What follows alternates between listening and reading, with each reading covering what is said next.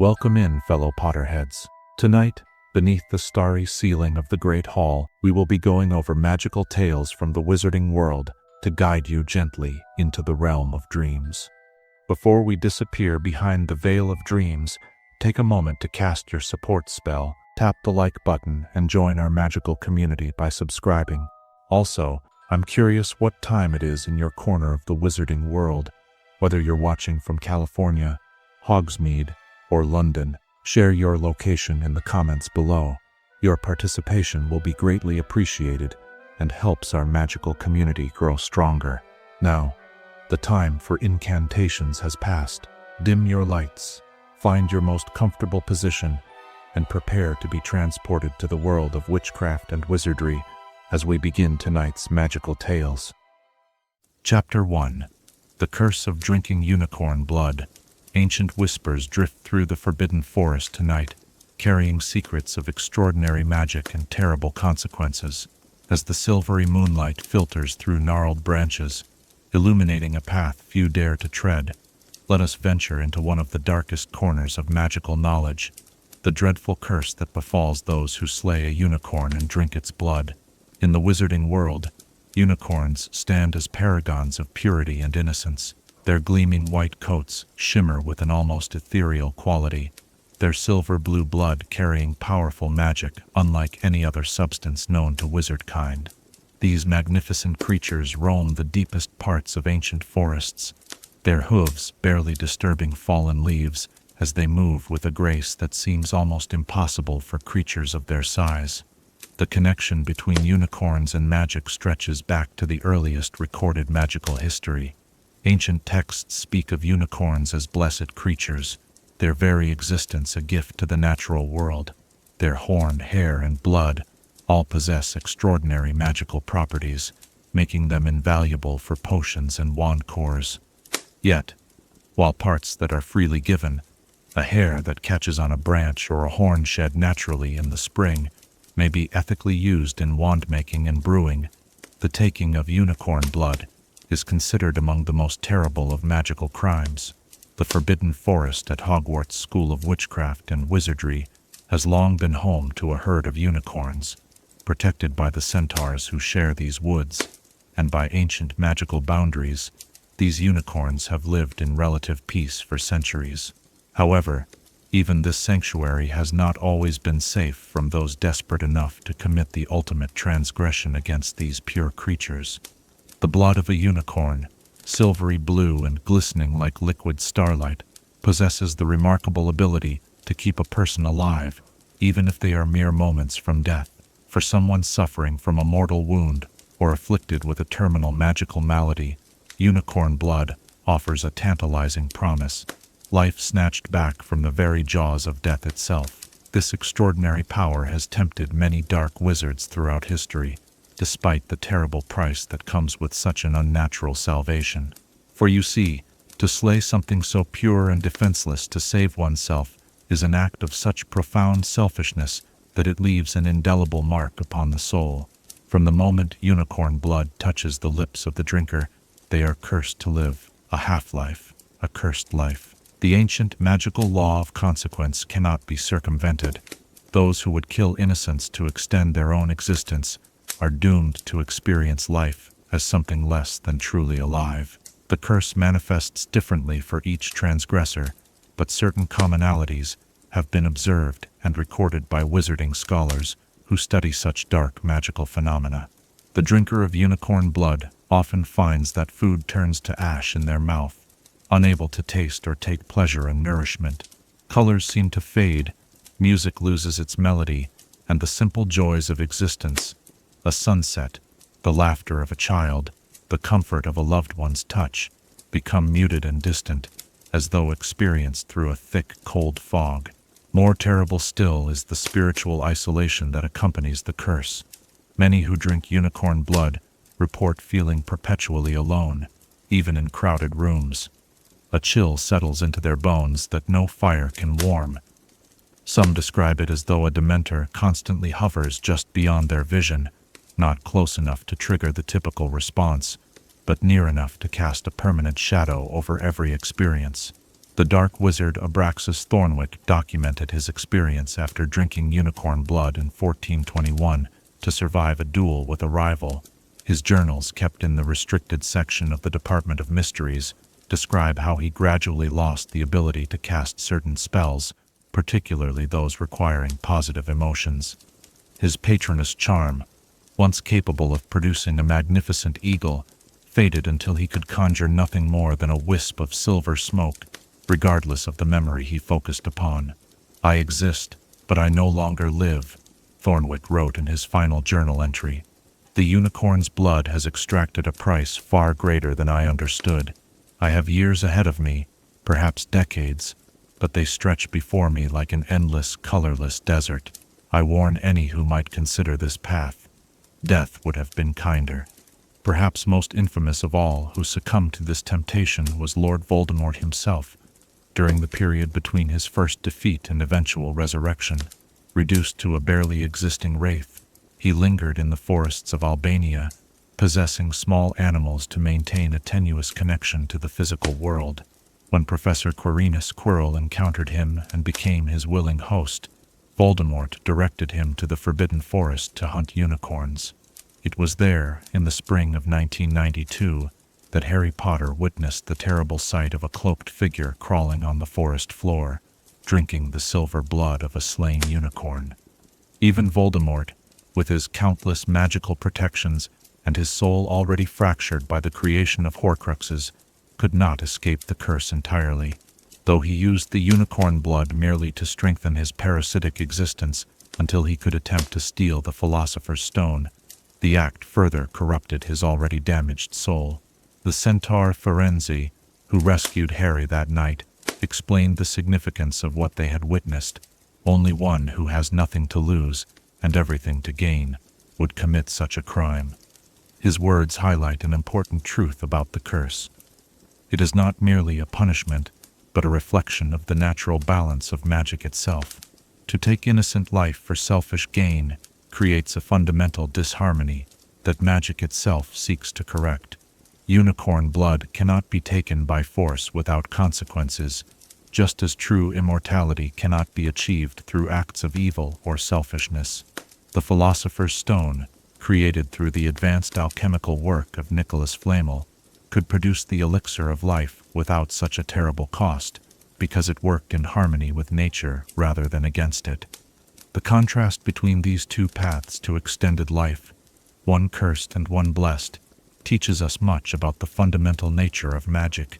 Some magical theorists believe that the curse of unicorn blood is not actually an external punishment, but rather the natural result of introducing something so pure into a vessel corrupted by the act of killing innocents.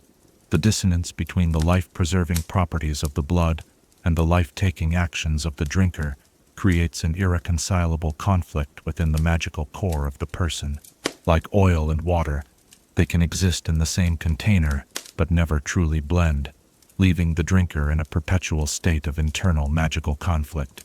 Healers at St. Mungo's Hospital for Magical Maladies and Injuries have documented a handful of cases throughout history where individuals consumed unicorn blood unwittingly, usually after being deceived by dark wizards. Even in these cases, where no moral culpability exists, physical symptoms still manifest, though perhaps less severely. This suggests that the curse has both a moral and a magical dimension, a fascinating intersection of magical theory and ethics that continues to be studied by specialists in magical philosophy.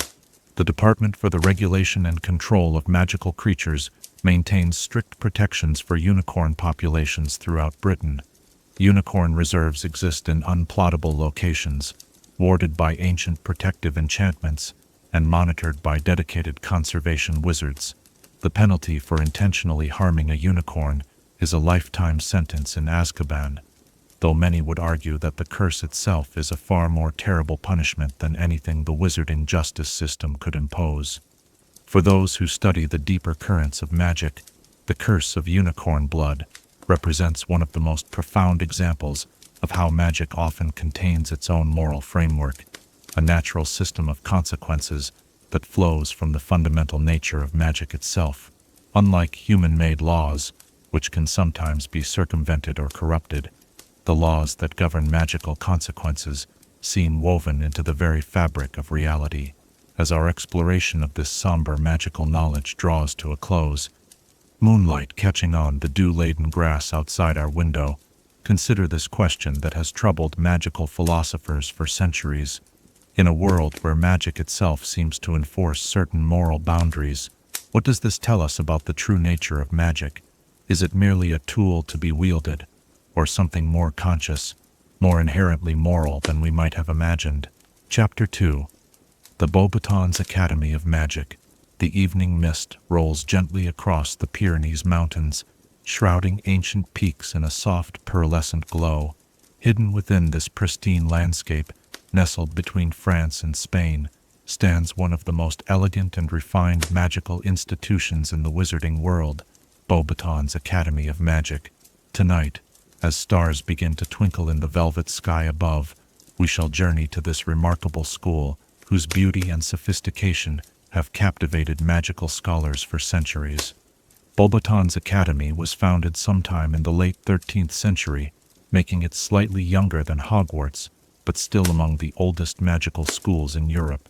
The name itself, Beauxbatons, translates from French as beautiful wands, a fitting moniker for an institution that has long prided itself on the elegance and refinement of its magical education. Unlike the imposing stone fortress of Hogwarts, Beauxbatons presents a very different architectural vision, a magnificent chateau of gleaming blue-gray stone, with sweeping gardens and ornate fountains that dance with enchanted water. The palace that houses Beauxbatons was commissioned by the school's founder, Madame Églantine de Beaufort, a powerful French witch who envisioned a place where magic could be taught with grace and artistry. Architectural records suggest that she collaborated with both wizarding and Muggle master craftsmen of the era, employing a combination of magical and conventional techniques to create a building of extraordinary beauty. The result is a structure that seems to capture the very essence of light. Its walls shimmer with a subtle iridescence that changes with the passing hours, from dawn's rose gold to the deep azure of twilight. Approaching Beauxbatons for the first time is an experience few forget.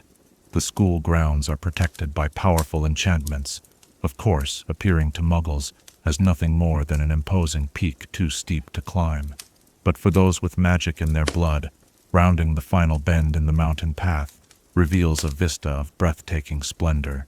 The palace rises from the valley floor, like a dream manifested in stone and glass, its myriad windows catching the sunlight like facets of a massive diamond. Fountains dot the immaculate grounds, each one a masterpiece of magical hydraulics, sending jets of water dancing in complex patterns that sometimes form shapes, flowers, birds, and abstract designs that shift and flow with mesmerizing grace. The grounds of Beauxbatons extend for many acres, encompassing formal gardens, meadows filled with magical flora, and even a small forest where certain magical creatures are kept for study. Unlike the wild and somewhat forbidden forest at Hogwarts, Beauxbatons' woodland areas are meticulously maintained, with winding paths and charming clearings where students can study or practice spells in tranquil surroundings. The school is particularly known for its magnificent rose gardens, where hundreds of varieties bloom year-round thanks to careful enchantments, their petals occasionally used in advanced potion-making classes. Within the palace itself, one finds an atmosphere of refined luxury. High-ceilinged corridors are lined with statues and portraits of famous alumni, while classrooms feature large windows that flood the spaces with natural light. The Great Hall of Beauxbatons, known as Le Grand Salon, is perhaps the most splendid room in the entire palace. Its ceiling, much like Hogwarts, is enchanted, though instead of showing the weather outside, it displays a perpetual blue sky adorned with perfect fluffy white clouds that occasionally form the school crest or other significant symbols. The educational philosophy of Beauxbatons differs somewhat from that of Hogwarts. While both schools teach the fundamental magical disciplines, transfiguration, charms, potions, and defense against the dark arts, Beauxbatons places greater emphasis on the arts, magical theory, and the finer applications of spellwork. Students are encouraged to view magic not just as a practical tool, but as an art form to be refined and perfected. Beauxbatons is particularly renowned for its charms program, which includes advanced classes in enchantment that are not commonly offered at other magical schools. The student body at Beauxbatons is more diverse than many realize. Though the school is commonly associated with France, it actually serves as the primary magical institution for several countries, including Spain, Portugal, the Netherlands, Luxembourg, and Belgium. This cultural diversity is celebrated within the school, with various traditions and magical practices from these different regions incorporated into both the curriculum and school life. Students typically begin their education at Beauxbatons at the age of 11 as at Hogwarts, but the academic program extends for 7 years. Unlike Hogwarts with its 4 distinct houses, Beauxbatons organizes its students into 4 harmonies, named after classical elements: Few fire, terra earth, air, and water. However, these groupings are not permanent throughout a student's education. Rather, students are reassigned to different harmonies each year based on their academic strengths and areas needing improvement, creating balanced learning communities where students can benefit from each other's diverse talents. This fluid approach to student organization is believed to foster greater cooperation and prevent the sometimes intense rivalry that can develop between fixed houses like those at Hogwarts. The uniform of Beauxbatons is instantly recognizable. Made of fine blue silk, it presents a much more refined appearance than the practical black robes worn at Hogwarts. During the Triwizard Tournament of 1994, Hogwarts students and staff got their first glimpse of these elegant uniforms when the Beauxbatons delegation arrived, led by their imposing headmistress, Madame Olympe Maxime. The students' synchronized entrance into the Great Hall demonstrated another aspect of Beauxbatons' education, an emphasis on grace, poise, and coordinated magical display that is not typically part of the Hogwarts curriculum. Madame Maxime herself represents another notable aspect of Beauxbatons' history. The school has traditionally been led by a headmistress rather than a headmaster, with only a few exceptions over its centuries-long existence. Standing at nearly 12 feet tall due to her half-giant heritage, Madame Maxime cuts an imposing figure, yet she embodies the elegant refinement that Beauxbatons values, with her immaculate dress and composure.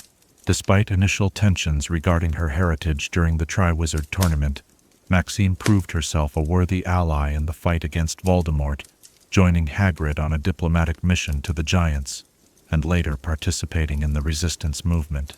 The relationship between Beauxbatons and other magical schools has generally been cordial, if occasionally competitive.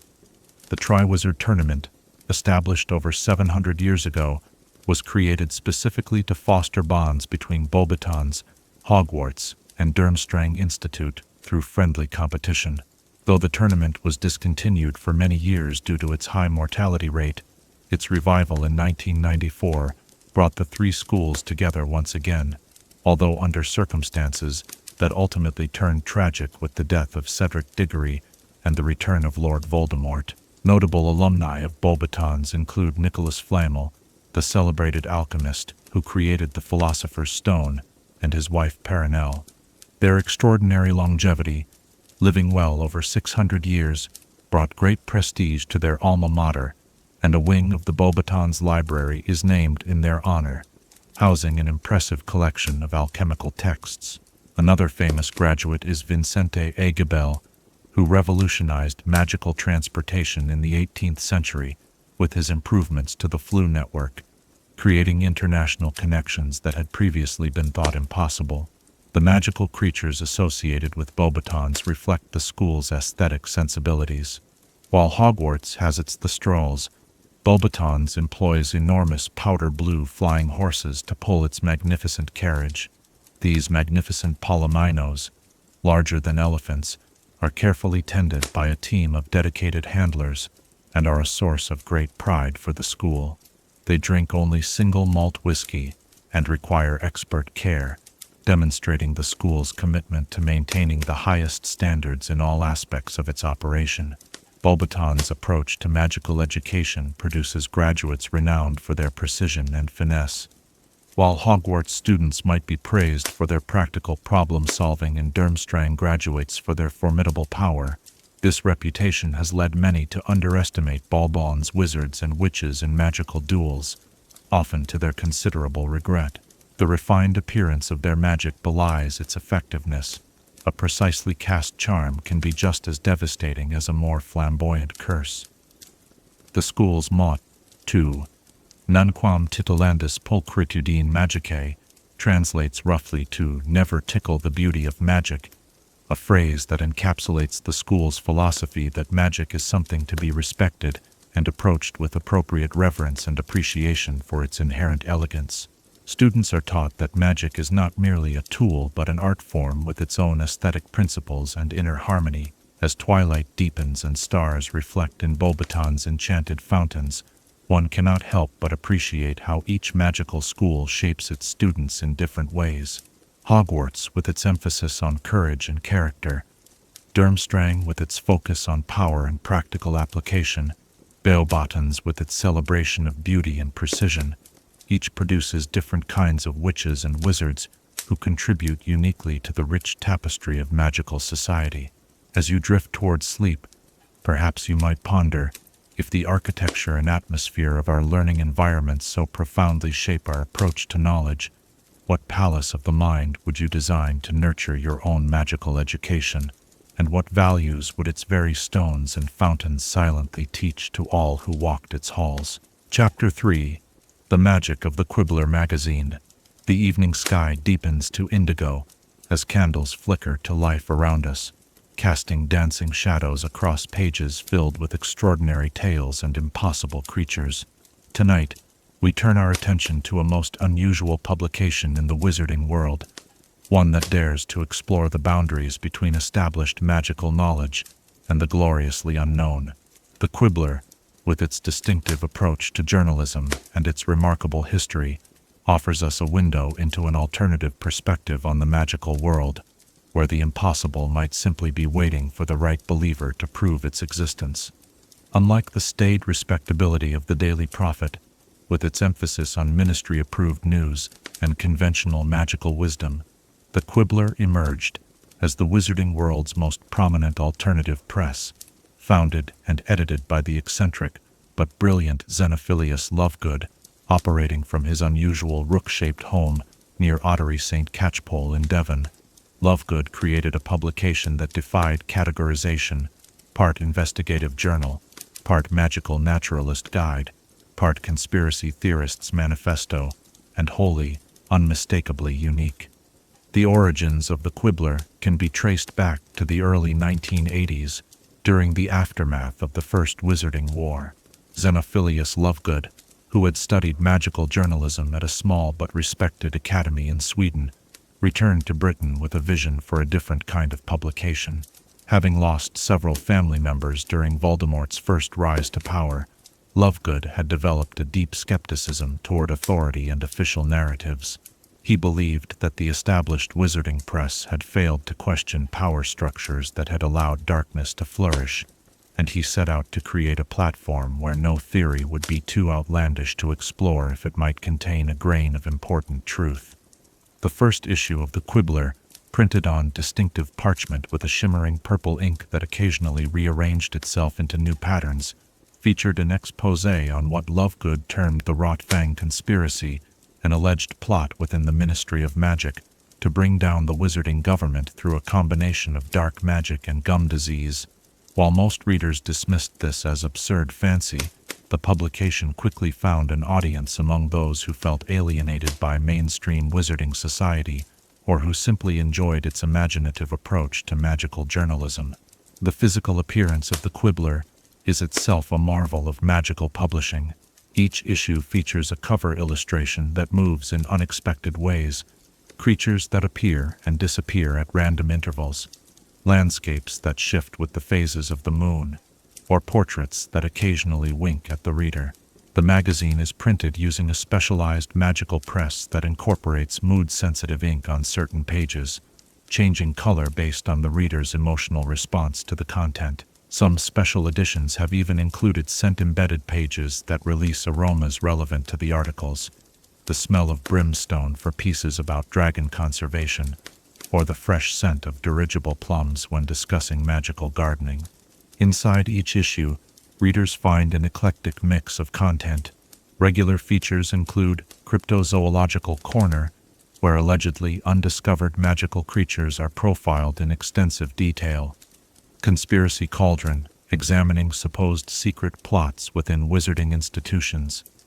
Alternative Spellcraft, presenting unorthodox magical theories and readers' revelations, where subscribers share their own unusual magical experiences or sightings. The writing style ranges from earnestly academic to wildly speculative, often within the same article, creating a reading experience unlike anything else in wizarding publishing.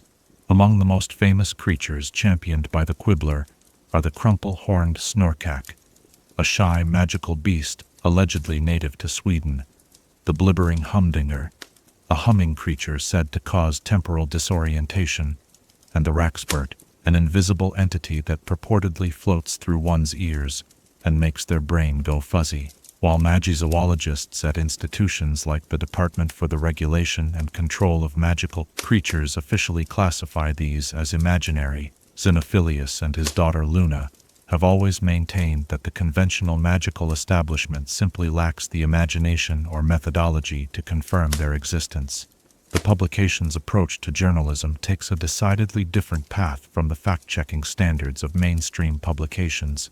Xenophilius believes in what he calls possibility-centric reporting, the idea that by publishing theories and sightings without dismissing them, the magazine creates space for discoveries that might otherwise be suppressed by established magical thinking. This philosophy leads to a refreshing openness, though it has also resulted in the Quibbler publishing content that ranges from the merely unlikely to the demonstrably false. Despite its reputation for fanciful content, the Quibbler has occasionally published information of genuine importance that other outlets overlooked or suppressed. Perhaps most notably, during Voldemort's second rise to power when the Ministry of Magic fell under the Dark Lord's influence, the Quibbler became the only publication willing to support Harry Potter and print the truth about Voldemort's return. When the Daily Prophet was reduced to a propaganda instrument, Xenophilius Lovegood's magazine briefly became the voice of resistance, publishing Harry Potter's unedited interview about Voldemort's return and encouraging readers to support him. This act of journalistic courage came at a terrible price. Death Eaters, enraged by the Quibbler's defiance, kidnapped Luna Lovegood from the Hogwarts Express during her 6th year, holding her hostage in Malfoy Manor to force her father to cease his supportive coverage of Harry Potter. Xenophilius, desperate to save his beloved daughter, reluctantly attempted to lure Harry to his home to hand him over to the Death Eaters, an act of paternal desperation rather than true betrayal, and one for which Harry himself later harbored no ill will, understanding the impossible position Xenophilius had been placed in. After the Second Wizarding War ended, the Quibbler experienced a surge in popularity, partly out of respect for its stance during the darkest days of Voldemort's regime, and partly because the wizarding world, having lived through such extraordinary events, became more open to unconventional possibilities. Circulation numbers, which had previously hovered around a modest 2,000 copies per monthly issue, reportedly tripled in the years following the Battle of Hogwarts. The magazine's production methods remain as individualistic as its content. Unlike the Daily Prophet, which employs a large staff and uses industrial-scale magical printing presses in London, the Quibbler is largely a family operation. During Luna's childhood, she often assisted her father with everything from editing articles to operating their modified Heidelberg printing press, enchanted to work without electricity and to bind the magazines with a stitch of golden thread that never frays. After completing her education and spending several years as a magizoologist, Luna eventually returned to contribute regularly to the family publication, bringing her field research experiences to its pages. A subscription to the Quibbler delivers more than just a magazine. Each issue arrives by specially trained owl, usually at dawn or dusk rather than at conventional morning post time. The owls themselves are selected for their unusual coloration or distinctive behaviors: snowy owls with asymmetrical markings, eagle owls that hoot in perfect musical thirds, or tiny scops owls wearing miniature spectacles made of colored glass. Subscribers report that these delivery owls often circle the house 3 times before delivering the magazine, though whether this is a security measure or simply another of Xenophilius's eccentricities remains unclear. The readership of the Quibbler forms a unique community within magical Britain. Subscribers often identify themselves to one another by wearing radish earrings like Luna's, butterbeer cork necklaces, or other distinctive accessories mentioned in the magazine's protective fashion section. Annual Quibbler reader gatherings are held in rotating locations of supposed cryptozoological significance, where attendees participate in creature spotting expeditions, exchange alternative magical theories, and share experiences of the unexplained. The magazine's most controversial regular feature is undoubtedly its conspectus section, where Xenophilius publishes elaborate theories about hidden connections between seemingly unrelated magical events or personalities. One memorable edition suggested that Cornelius Fudge, during his time as Minister for Magic, maintained a secret army of heliopaths, spirits of fire that gallop and burn anything in their path. Another proposed that the Goblin banking system deliberately orchestrated fluctuations in the wizarding economy to further a long-term plan for financial dominance. While these theories were dismissed by authorities, they represent the publication's core belief that questioning official narratives is essential to a healthy magical society. In magical publishing circles, opinions on the Quibbler remain sharply divided. Barnabas Cuff, longtime editor of the Daily Prophet, once dismissively referred to it as the periodical equivalent of wearing your hat upside down, while renowned magical historian Bathilda Bagshot, before her death, more charitably described it as a refreshing reminder that magic itself was once considered impossible by those who couldn't perform it. Renowned magizoologist Newt Scamander, when asked about the Quibbler's cryptozoological claims, simply offered an enigmatic smile and remarked that the history of magical discovery is largely a chronicle of mainstream rejection before eventual acceptance. As the candles burn low and the pages of our exploration begin to turn on their own in the gentle night breeze, we might consider that the Quibbler, with all its fantastic theories and improbable claims, serves a vital function in the wizarding world. In its willingness to consider the unconventional and give voice to alternative perspectives, it creates space for wonder in a society where magic, despite being commonplace, risks becoming mundane through familiarity.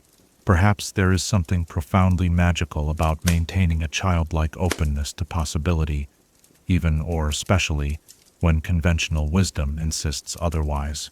As you drift toward dreams, perhaps ponder this: in a world where impossibilities like moving staircases and flying broomsticks are everyday realities, what determines the boundary between the truly impossible and that which simply awaits discovery? And might the most magical thinking of all be the willingness to embrace uncertainty with the same delight that Luna Lovegood brings to her search for creatures others insist cannot exist? Chapter 4. The Foundation of the Three Broomsticks. Golden lamplight spills from frost-covered windows onto cobblestone streets as the evening snow begins to gently fall over the village of Hogsmeade. Tonight, as we settle deeper into our armchairs, let us turn our attention to one of the most beloved establishments in the wizarding world, the Three Broomsticks Inn, whose warm hearth and flowing butterbeer have welcomed countless generations of witches and wizards seeking respite from their journeys, or simply a moment of convivial comfort among friends. The story of the Three Broomsticks begins not with bricks and mortar, but with 3 remarkable witches whose legendary friendship gave the establishment both its name and its enduring spirit. In the late medieval period, around 1473, when Hogsmeade was little more than a small settlement beside the increasingly prestigious Hogwarts School, 3 extraordinary witches from different magical traditions found themselves drawn to this remote Scottish location. Helga Woodcroft, a skilled brewmistress and distant relation of Helga Hufflepuff, had been traveling throughout the British Isles perfecting her recipes for magical beverages. Her butterbeer, with its perfect blend of warming spices, sweet butterscotch notes, and just enough enchantment to spread a pleasant sensation of contentment through the drinker, had already earned her significant renown in magical circles across Britain. The second founder, Mathilda Greengrass, was renowned for her talents in culinary magic, having trained with elven chefs in continental Europe. Her ability to prepare dishes that not only nourished the body, but subtly enhanced specific moods and energies, made her skills highly sought after by noble magical families throughout Europe. Completing this remarkable trio was Jorsel MacFarlane, a formidable Scottish witch, whose family had protected the magical boundaries around what would eventually become Hogsmeade for generations. Skilled in defensive magic and warding spells, Jorsel possessed the rare gift of creating spaces where magical folk could feel completely secure and at ease, regardless of what dangers might lurk in the wider world. These three witches, each exceptional in her own right, met during a particularly harsh winter, when a magical blizzard conjured by a disgruntled mountain troll had isolated Hogsmeade from the surrounding areas for nearly a month. Finding themselves snowbound in the small village, they combined their talents to establish a temporary refuge for the stranded villagers. Helga brewed potions and beverages to keep spirits high. Mathilda prepared nourishing meals from limited stores that somehow seemed to multiply under her care, and Jorsel maintained protective enchantments that kept the bitter cold at bay and created an atmosphere of remarkable conviviality despite the circumstances. When spring finally came and the snow receded, the three witches discovered they had formed not only a deep friendship but a shared vision. The temporary haven they had created had brought such joy and comfort to the villagers that they decided to establish a permanent inn where magical travelers could find respite, refreshment, and the comfort of belonging. Thus, the Three Broomsticks was born, named in honor of the broomsticks the three friends had leaned against the door on that first snowy evening, which had mysteriously fused together overnight, forming an arch that still frames the entrance to this day. The original building was modest, a single-story structure of stone and timber, with a central hearth and a dozen rough-hewn tables. But from the beginning there was something special about the establishment. The three founders wove complex enchantments into its very foundations. Helga's brewing magic infused the cellar stones, ensuring that beverages stored there would maintain perfect temperature and develop enhanced flavors over time. Mathilda enchanted the kitchen hearth so that any food prepared over its flames would satisfy more than mere hunger, providing a sense of home and contentment no matter how far the diner might be from their own hearth. And Jersel's protective spells created an atmosphere where conversations could flow freely without fear of being overheard by unfriendly ears, and where those of different backgrounds could meet as equals. Over the centuries, the Three Broomsticks has been expanded and renovated numerous times, yet certain elements remain unchanged from those founding days. The central hearth, though now surrounded by a more elaborate stone setting, burns with the original fire first lit by the three founders. The main oak support beam, polished to a warm glow by centuries of magical presence, still bears the carved initials of Helga, Mathilda, and Jorsel, accompanied by the simple motto they chose for their establishment: Amicitia, Refectio, Refugium, Friendship, Refreshment, Refuge. As Hogsmeade grew from a small settlement into the only entirely wizarding village in Britain, the Three Broomsticks grew with it, becoming not just an inn but a central gathering place for the magical community. During the construction of the Hogwarts Express Railway in the 1800s, magical engineers and laborers would gather at its tables after long days of work, sharing technical challenges and solutions. The pub's guest ledger from this period, preserved under glass near the current bar, bears the signatures of some of the most innovative magical minds of the industrial age, many of whom sketched early designs for magical transportation solutions on the Three Broomsticks napkins after a few rounds of Helga's famous butterbeer. The Three Broomsticks has witnessed its share of historical moments. In 1612, during the infamous Goblin Rebellion, The inn served as neutral ground where initial peace talks between goblin leaders and ministry representatives took place, the only building both sides trusted to enter unarmed. A small plaque near the fireplace commemorates this event, though it diplomatically omits mention of the fact that negotiations broke down after several rounds of fire whiskey, resulting in an impromptu duel using only bar implements that reportedly left 3 ministry officials sporting radish-like growths from their ears for months afterward.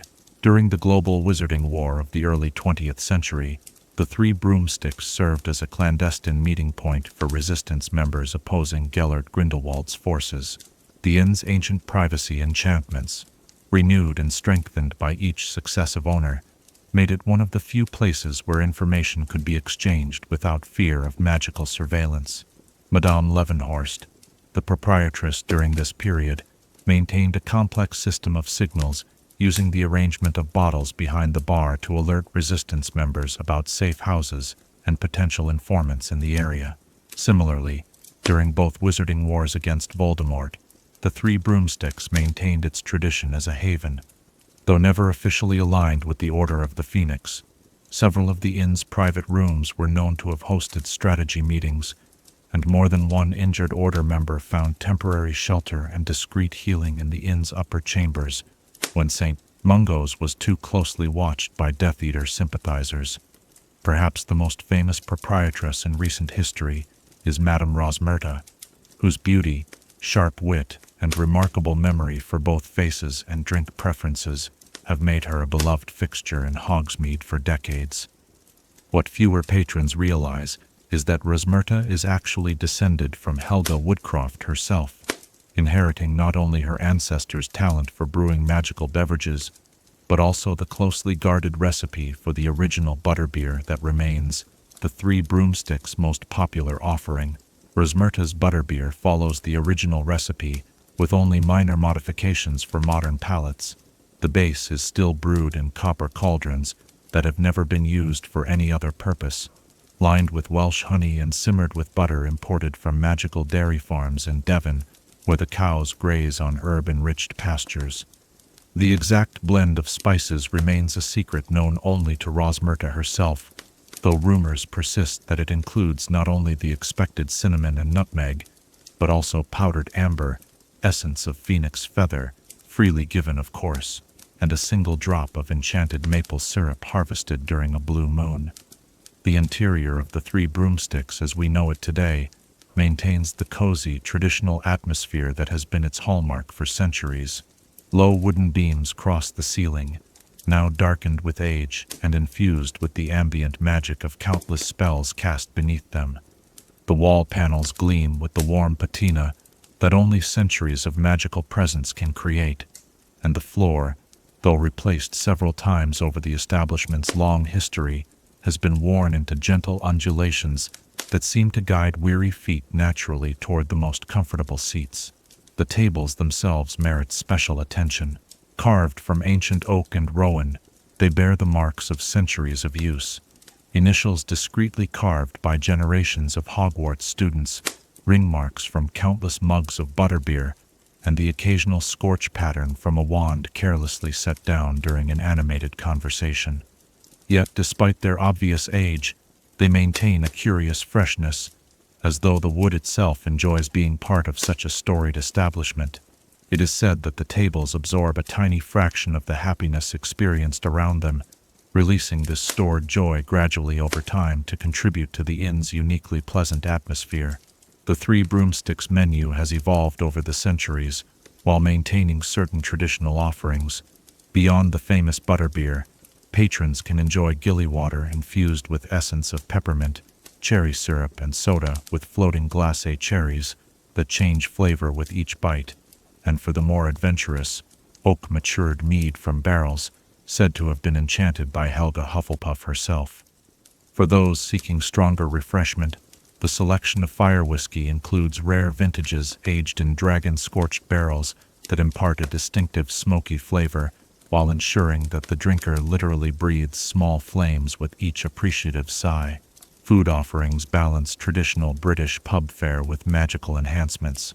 The shepherd's pie is renowned for adjusting its seasoning to match the diner's mood, becoming more peppery when one needs cheering and more savory when comfort is required. The fish and chips arrive at the table still sizzling, the batter infused with a mild levitation charm that makes each bite seem lighter than air, and the sticky toffee pudding features a butterscotch sauce that forms the eater's initials before dissolving into the warm cake.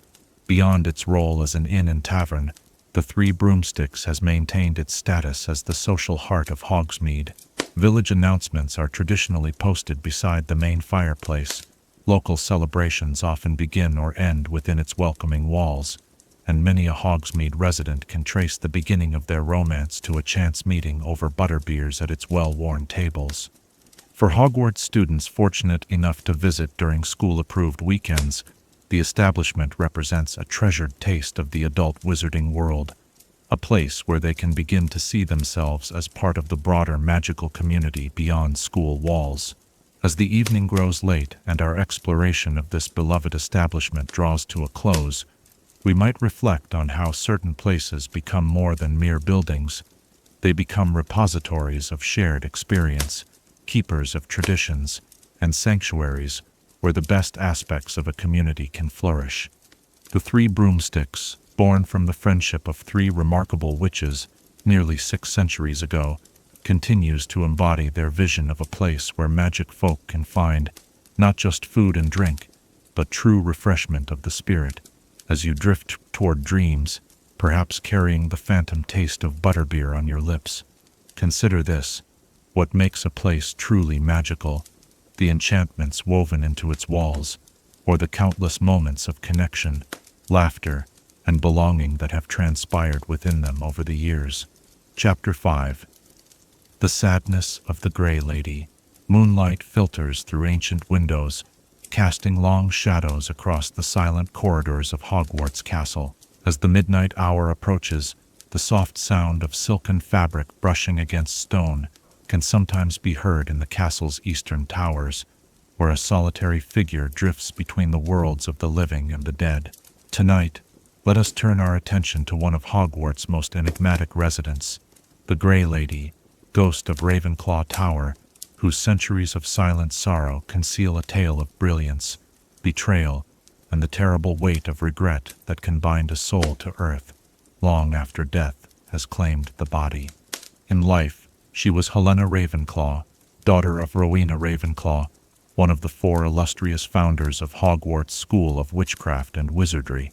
Born into extraordinary magical heritage, Helena grew up in the shadow of her mother's legendary intellect and accomplishments.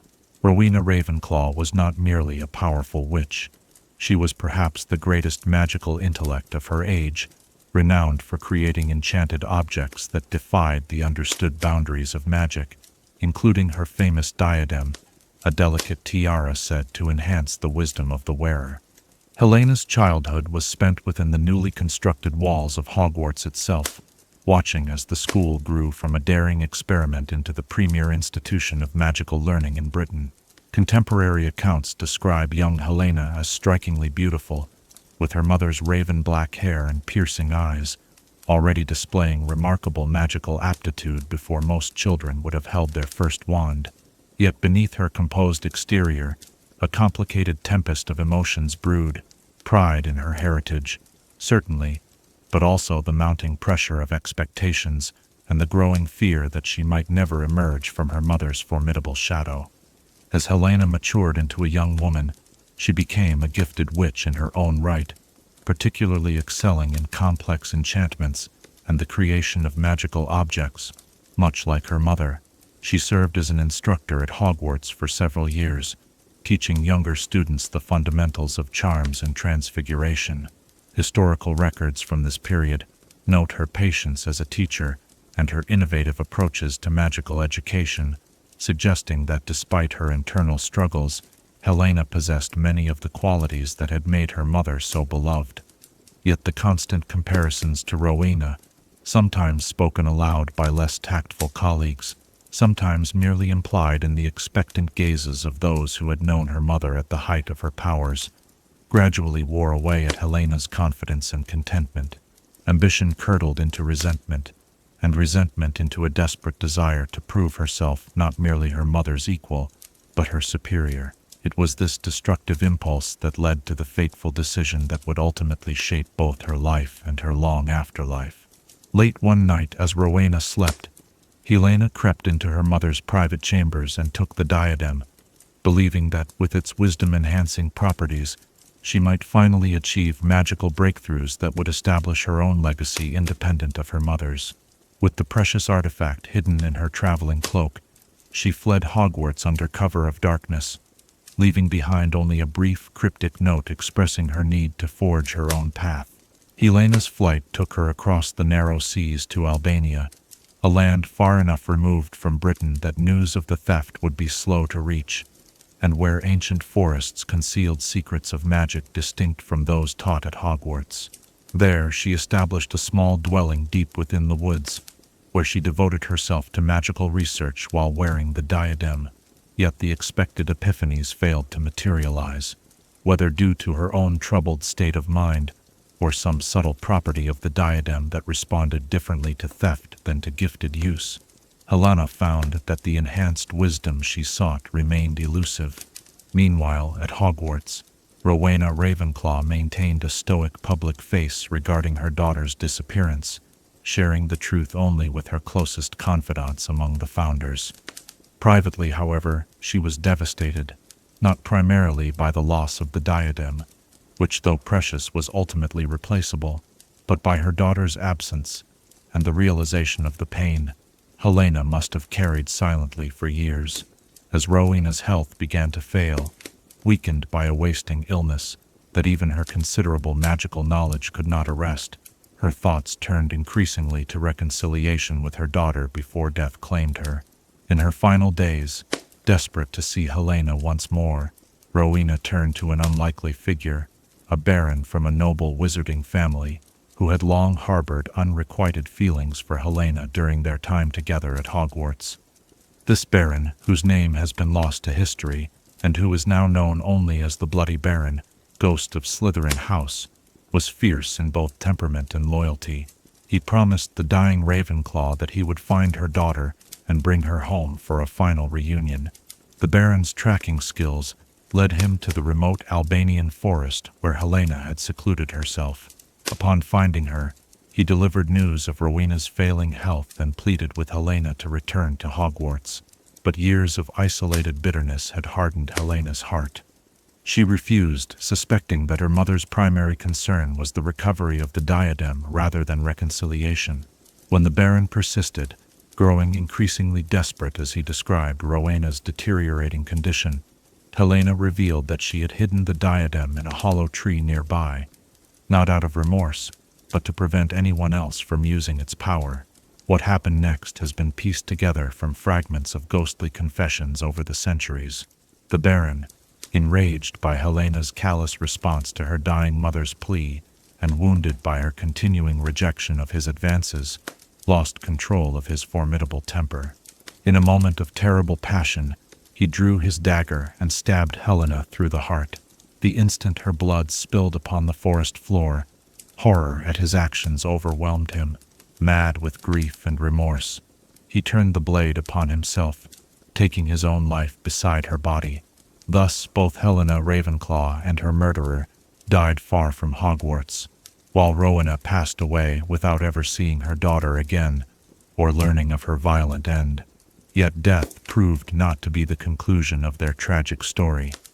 Both Helena and the Baron returned as ghosts, bound to the earthly plane by the weight of their regrets and the violent nature of their deaths.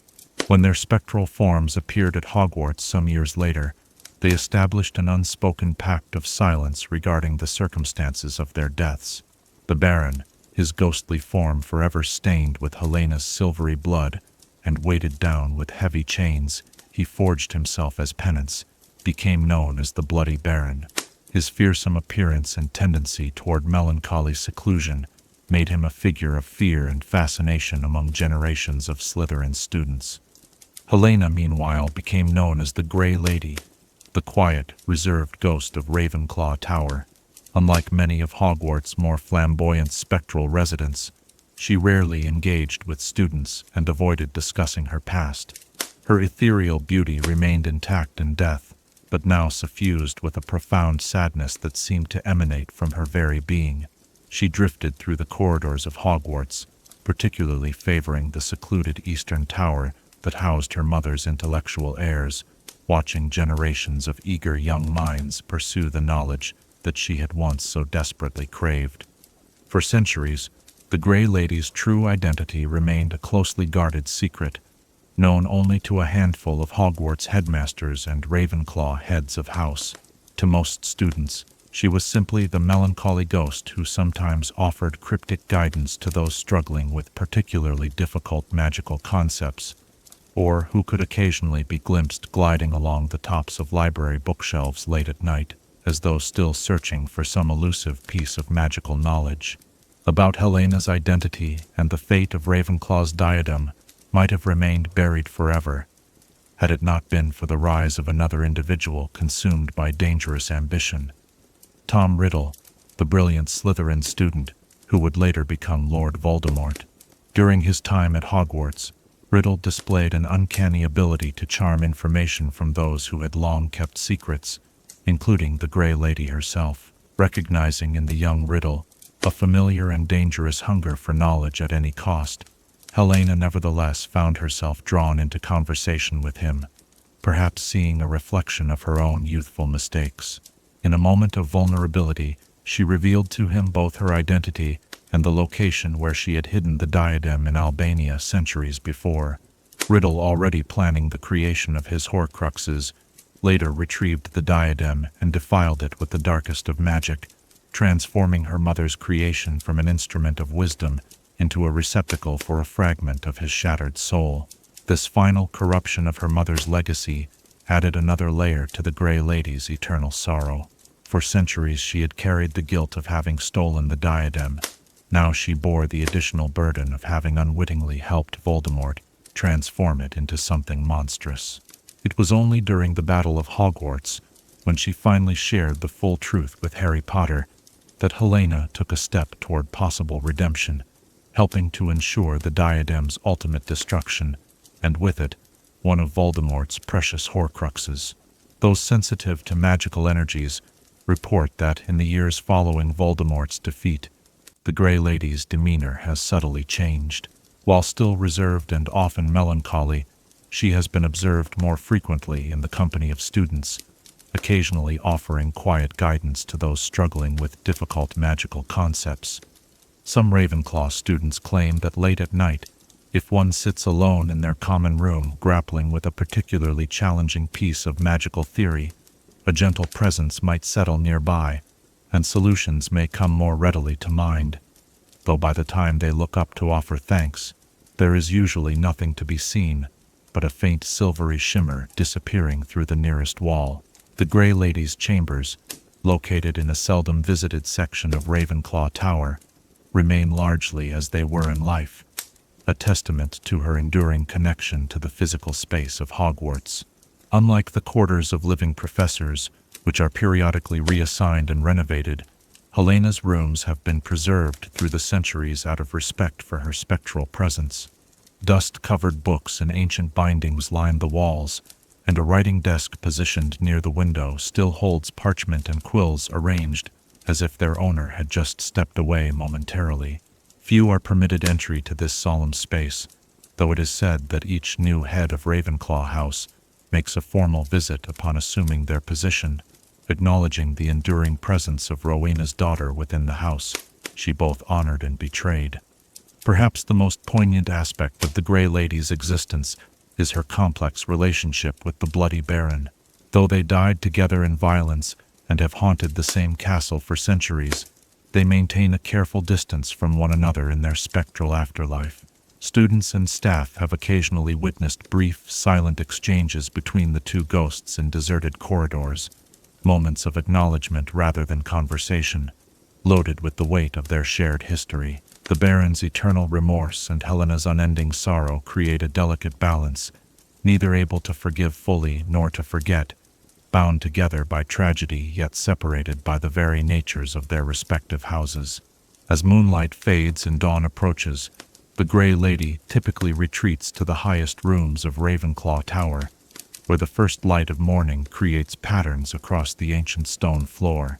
Some say that in this private moment, if one happens to be passing the tower's eastern windows, just as the sun crests the distant mountains, a faint melody can sometimes be heard, a lullaby that Rowena Ravenclaw was said to sing to her young daughter, carried on the morning breeze like an eternal, unfulfilled hope for reconciliation. As our exploration of the Grey Lady's melancholy existence draws to a close, and the first light of dawn begins to glow at the edges of our windows, perhaps you might ponder this question as you drift toward dreams. What is the true nature of wisdom? Is it found in the accumulation of knowledge and power, as Helena once believed, or in the humility to recognize the cost of ambition when it comes at the expense of those we love? Chapter 6. The Properties of Thestral Hair. As twilight deepens and shadows lengthen across the grounds, there comes a time when the boundaries between the seen and unseen world grow thin.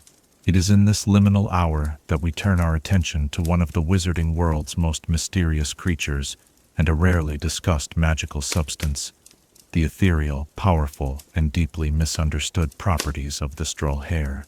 Thestrals themselves exist in a curious space between worlds, fully physical creatures, yet visible only to those who have witnessed and comprehended death.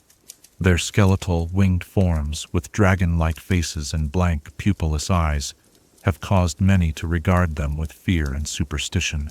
Their association with death and their spectral appearance have led to centuries of misunderstanding, with many wizards and witches considering them omens of misfortune, rather than the gentle, intelligent creatures they truly are. The small herd that resides in the Forbidden Forest at Hogwarts, carefully tended by Rubeus Hagrid, represents one of the few domesticated populations in Britain. These remarkable creatures possess many unique magical properties. They can find any destination their rider needs to reach. They can fly at tremendous speeds without tiring, and they possess an uncanny sense of direction that transcends ordinary magical navigation. But perhaps their most remarkable and least understood feature is their hair, the long, silky black strands of their manes and tails that shimmer with an otherworldly luster when caught in moonlight. Thestral hair is exceedingly rare in magical applications, not only because the creatures themselves are uncommon, but because the hair must be freely given to retain its full magical potency. Unlike unicorn hair or even phoenix feathers, which can sometimes be collected after natural shedding without diminishing their properties, Thestral hair seems unusually connected to the creature's magical essence. A single hair plucked without permission becomes little more than an ordinary strand with minimal magical properties, while one given willingly, perhaps as a result of the careful cultivation of trust, as Hagrid has achieved with the Hogwarts herd, retains remarkable and unique magical characteristics. In wand-making, Thestral hair core wands are exceedingly rare, so much so that many wand-makers go their entire careers without crafting a single one. Garrick Ollivander himself is known to have created fewer than a dozen Thestral hair wands throughout his long career, reserving this unusual core for wands that seem to demand something beyond the standard dragon heartstring, unicorn hair, or phoenix feather. According to wand lore scholars, Thestral hair creates wands with unusual affinity for magic involving transitions, boundaries, and the space between states of being. A Thestral hair wand chooses a wizard or witch who has not only confronted death, but has developed a philosophical understanding of mortality that transcends fear. These wands excel at transfiguration that crosses fundamental boundaries, animation charms that bring objects to a semblance of life, advanced healing magic that navigates the threshold between injury and recovery, and certain rare protective spells that operate in the liminal space between curses and their targets. They are also said to be particularly adept at magic involving invisibility and revelation, perhaps reflecting the Thestral's own nature as a creature that exists on the edge of perception. Beyond wand-making, Thestral hair has traditionally been used in a small number of highly specialized magical applications. Ancient texts in the restricted section of the Hogwarts library describe the use of freely given the straw hair in the brewing of the draught of transition, a potion so complex and potentially dangerous that its recipe has been purposefully obscured over centuries. Unlike the better-known draught of living death, which merely mimics death while preserving life, the draught of transition was said to allow the drinker to exist temporarily in a state between life and death, able to perceive and even communicate with those who have passed beyond the veil, while maintaining a tether to their physical form. The Department of Mysteries is rumored to maintain a small collection of the straw hair for experimental purposes, particularly in conjunction with their studies of the Death Chamber and the mysterious archway contained therein. Unspeakables who specialize in the mysteries of death have conducted extensive research into the properties of the straw hair, though their findings remain classified at the highest level of magical secrecy. There are practical applications as well for this unusual substance. Magical navigators and cartographers have discovered that compasses incorporating the straw hair can locate not just physical places, but metaphysical destinations, the right path through a moral dilemma, the correct sequence of actions to achieve a complex magical result, or even in some cases, the location of a specific person, regardless of magical concealment. These moral compasses are extraordinarily difficult to create and calibrate, requiring not only the freely given hair, but also extensive enchantment by a wizard or witch of exceptional ethical clarity. In the realm of magical medicine, the straw hair has occasionally been used in the treatment of patients suffering from severe magical trauma that has left them caught between states of consciousness. Mungo's Hospital for Magical Maladies and Injuries, the Yanis Thicke ward for long-term spell damage, keeps a carefully preserved vial of the straw hair solution, administered only in the most extreme cases where a patient seems trapped between worlds, neither fully present nor entirely absent.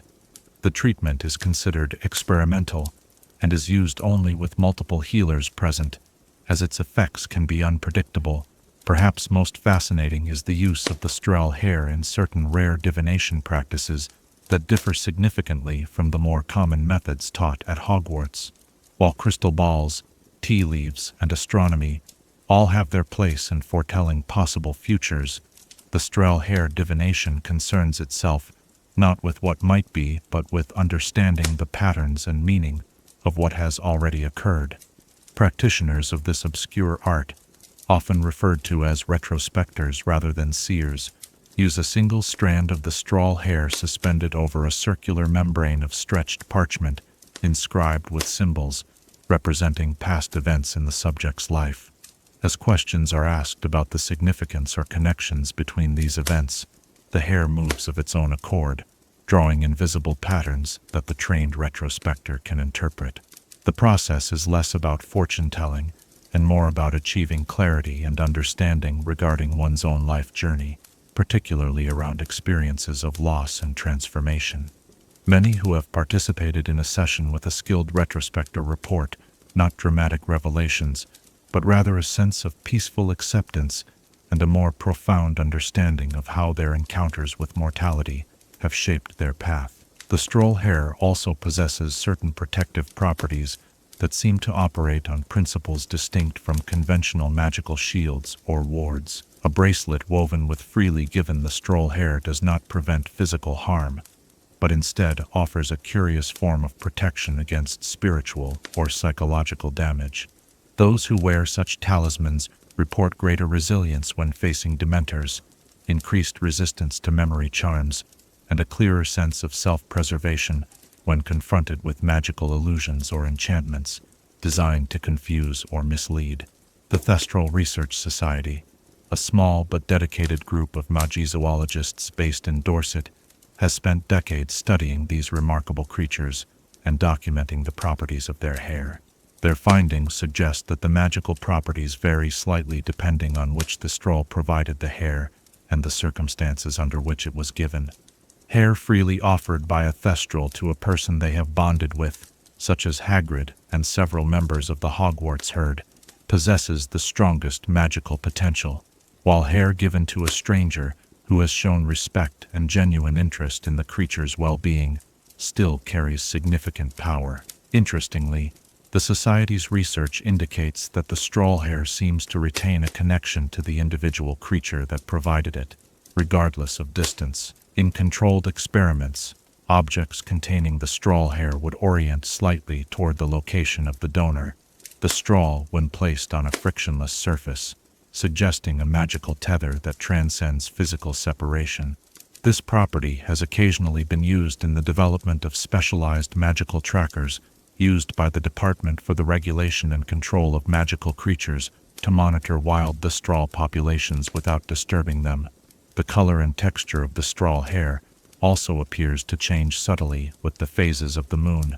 Under the full moon, the hair takes on a silvery sheen despite its fundamental blackness, not reflecting light so much as seeming to capture and transform it.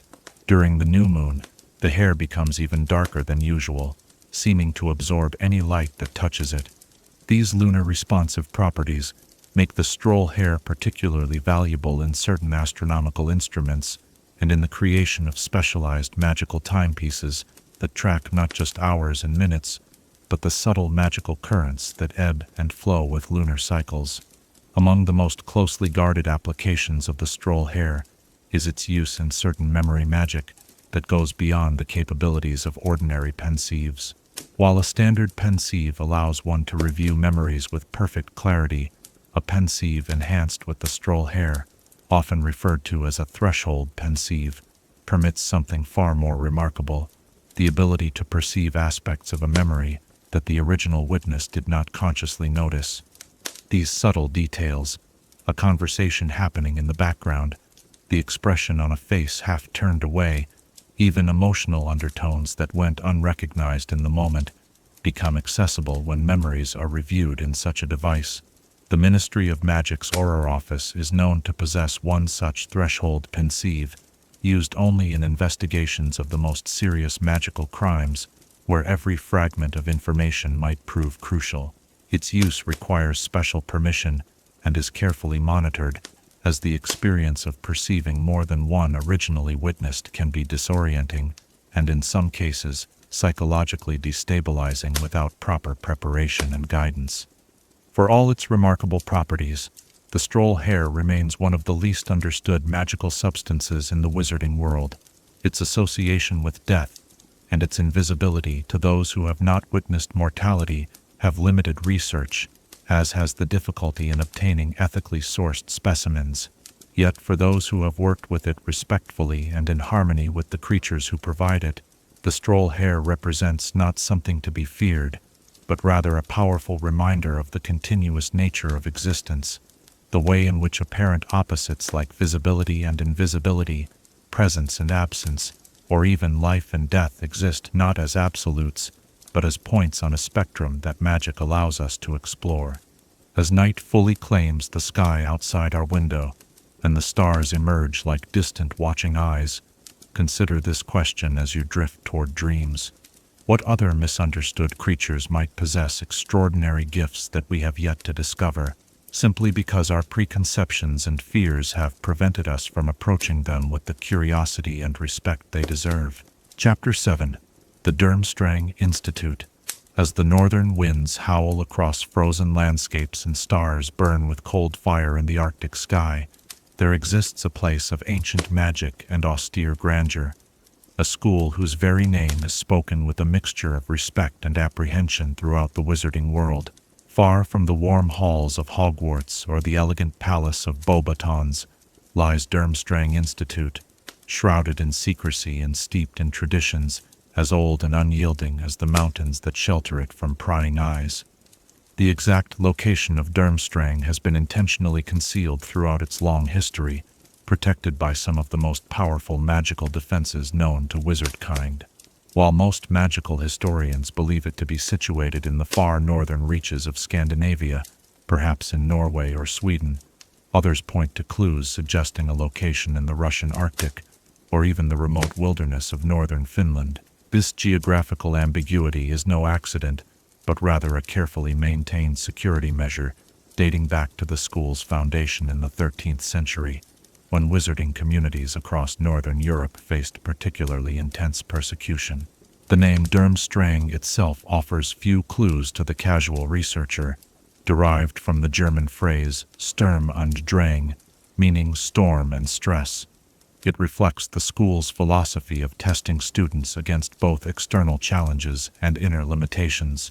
But this name was not adopted until several centuries after the school's establishment, replacing an earlier runic designation that has been systematically erased from all official records, a linguistic severance that reflects Durmstrang's occasional need to reinvent itself after periods of controversy.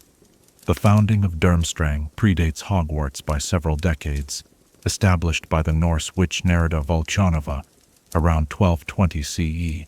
Volchanova was renowned throughout northern Europe for her extraordinary magical abilities, particularly in the fields of defensive enchantments and weather manipulation. Contemporary accounts describe her as a formidable presence, tall and silver-haired even in youth, with eyes that reflected the frozen depths of northern seas.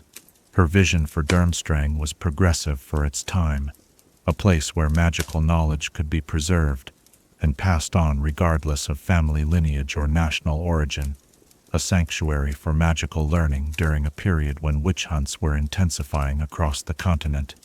Under Volchanova's leadership, Durmstrang developed a reputation for academic excellence and magical innovation. The original campus was constructed, not of conventional materials, but through a complex process of magical transmutation.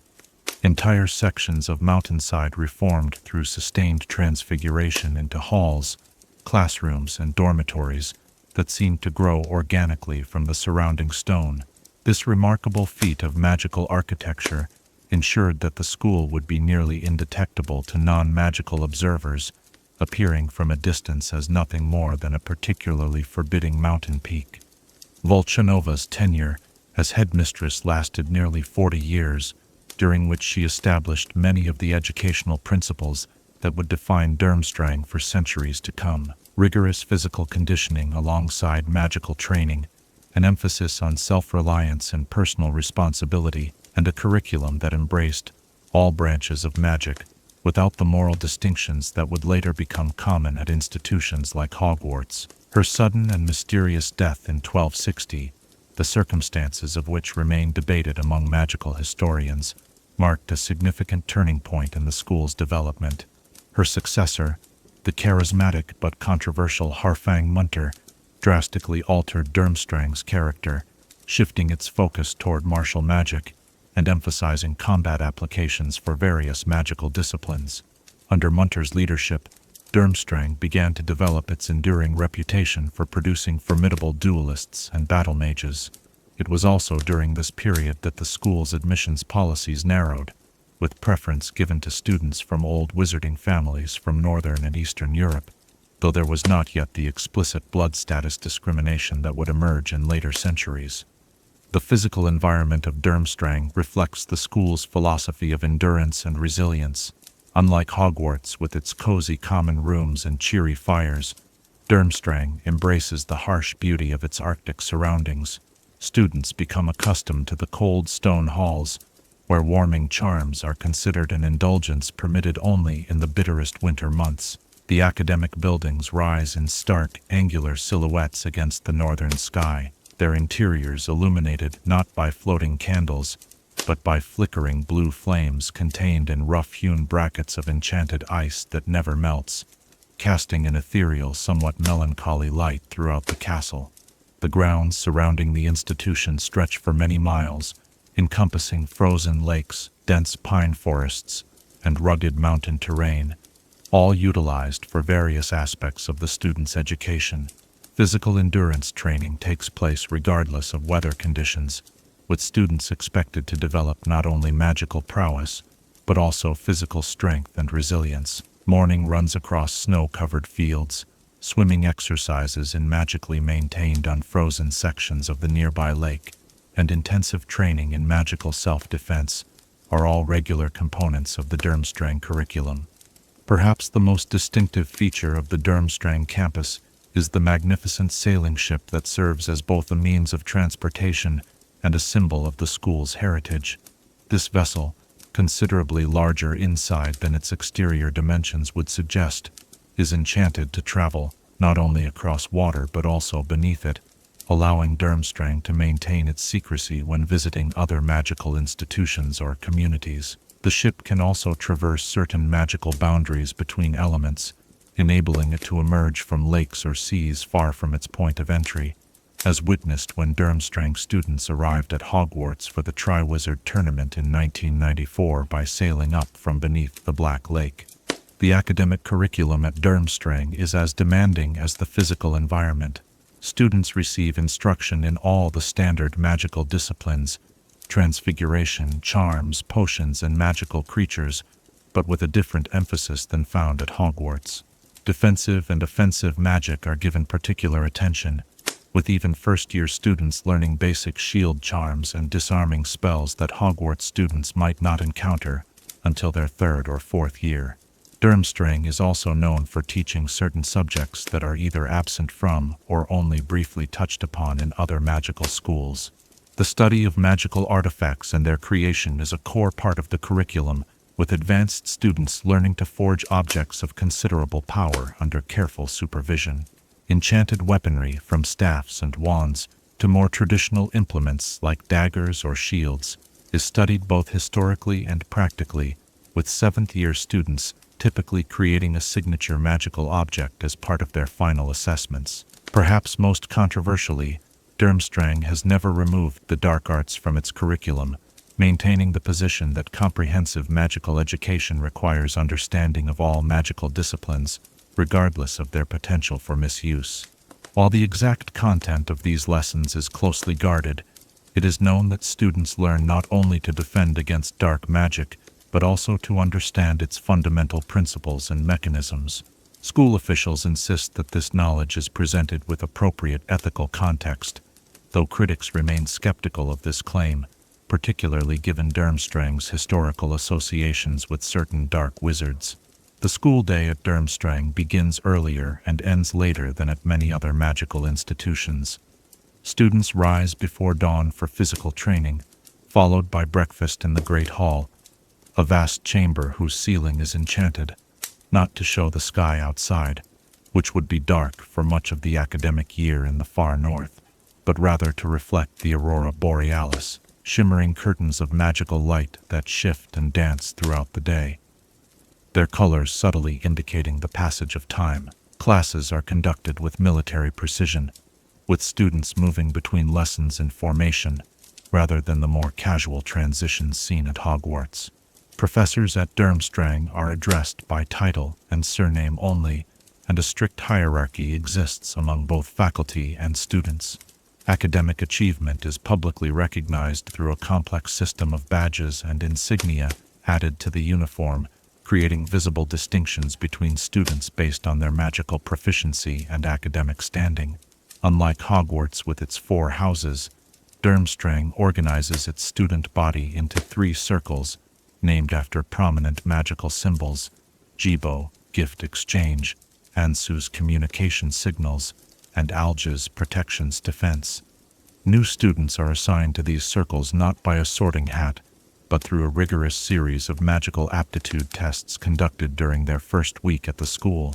While there is some element of competition between the circles, they are primarily organizational structures rather than sources of identity, with students frequently collaborating across circle boundaries on academic projects or in training exercises. The uniform of Durmstrang is distinctive and practical: thick, blood-red robes worn over sturdy wool tunics and trousers, with heavy fur cloaks for outdoor activities. Unlike the pointed hats of Hogwarts, Durmstrang students wear close-fitting caps of the same crimson material, sometimes supplemented with fur oshankas during the coldest months. The overall effect is somewhat militaristic, reinforcing the school's emphasis on discipline and uniformity in certain aspects of student life. Leadership at Durmstrang has historically been less stable than at Hogwarts, with headmasters and headmistresses typically serving shorter terms and occasionally being removed through internal power struggles or external pressure. The position is viewed less as an educational role and more as a combination of military commander and political figure, responsible not only for the school's academic standards, but also for maintaining its international standing and protecting its secrets from outside interference. Igor Karkaroff, who led the Durmstrang delegation to Hogwarts for the Triwizard Tournament, exemplifies the complex and sometimes troubling nature of the school's leadership. A former Death Eater who avoided Azkaban by providing the Ministry with names of his fellow supporters of Voldemort, Karkaroff's appointment was controversial even within Durmstrang's community. His tenure was marked by an increased emphasis on pure blood supremacy in admissions and a cultivation of relationships with wealthy and influential wizarding families to secure funding and political protection for the institute. Karkaroff's favoritism towards certain students, particularly Victor Krum, whose Quidditch fame brought valuable positive attention to Durmstrang, was well known, as was his dismissive treatment of those he considered less magically talented or from less prestigious families. His abrupt disappearance following the Triwizard Tournament, prompted by Voldemort's return and fear of retribution for his betrayal, left Durmstrang in temporary disarray until a governing council could appoint a successor. In the years following the Second Wizarding War, Durmstrang has undergone significant reforms under the leadership of Headmistress Oksana Bagrova, a formidable witch whose family suffered under both Grindelwald and Voldemort. While maintaining the school's traditional emphasis on comprehensive magical education and physical resilience, Bagrova has worked to eliminate blood status discrimination in admissions and to establish more transparent oversight of the dark arts curriculum. These changes have been met with resistance from some quarters, particularly among older pure-blood families who have sent generations of children to Durmstrang, but have also led to improved international relations with other magical institutions. Notable alumni of Durmstrang include not only Victor Krum, whose Quidditch prowess brought him international fame, but also figures of more complex historical significance. Gellert Grindelwald, whose vision of wizard dominance over Muggles terrorized Europe in the early 20th century, was perhaps the school's most infamous graduate.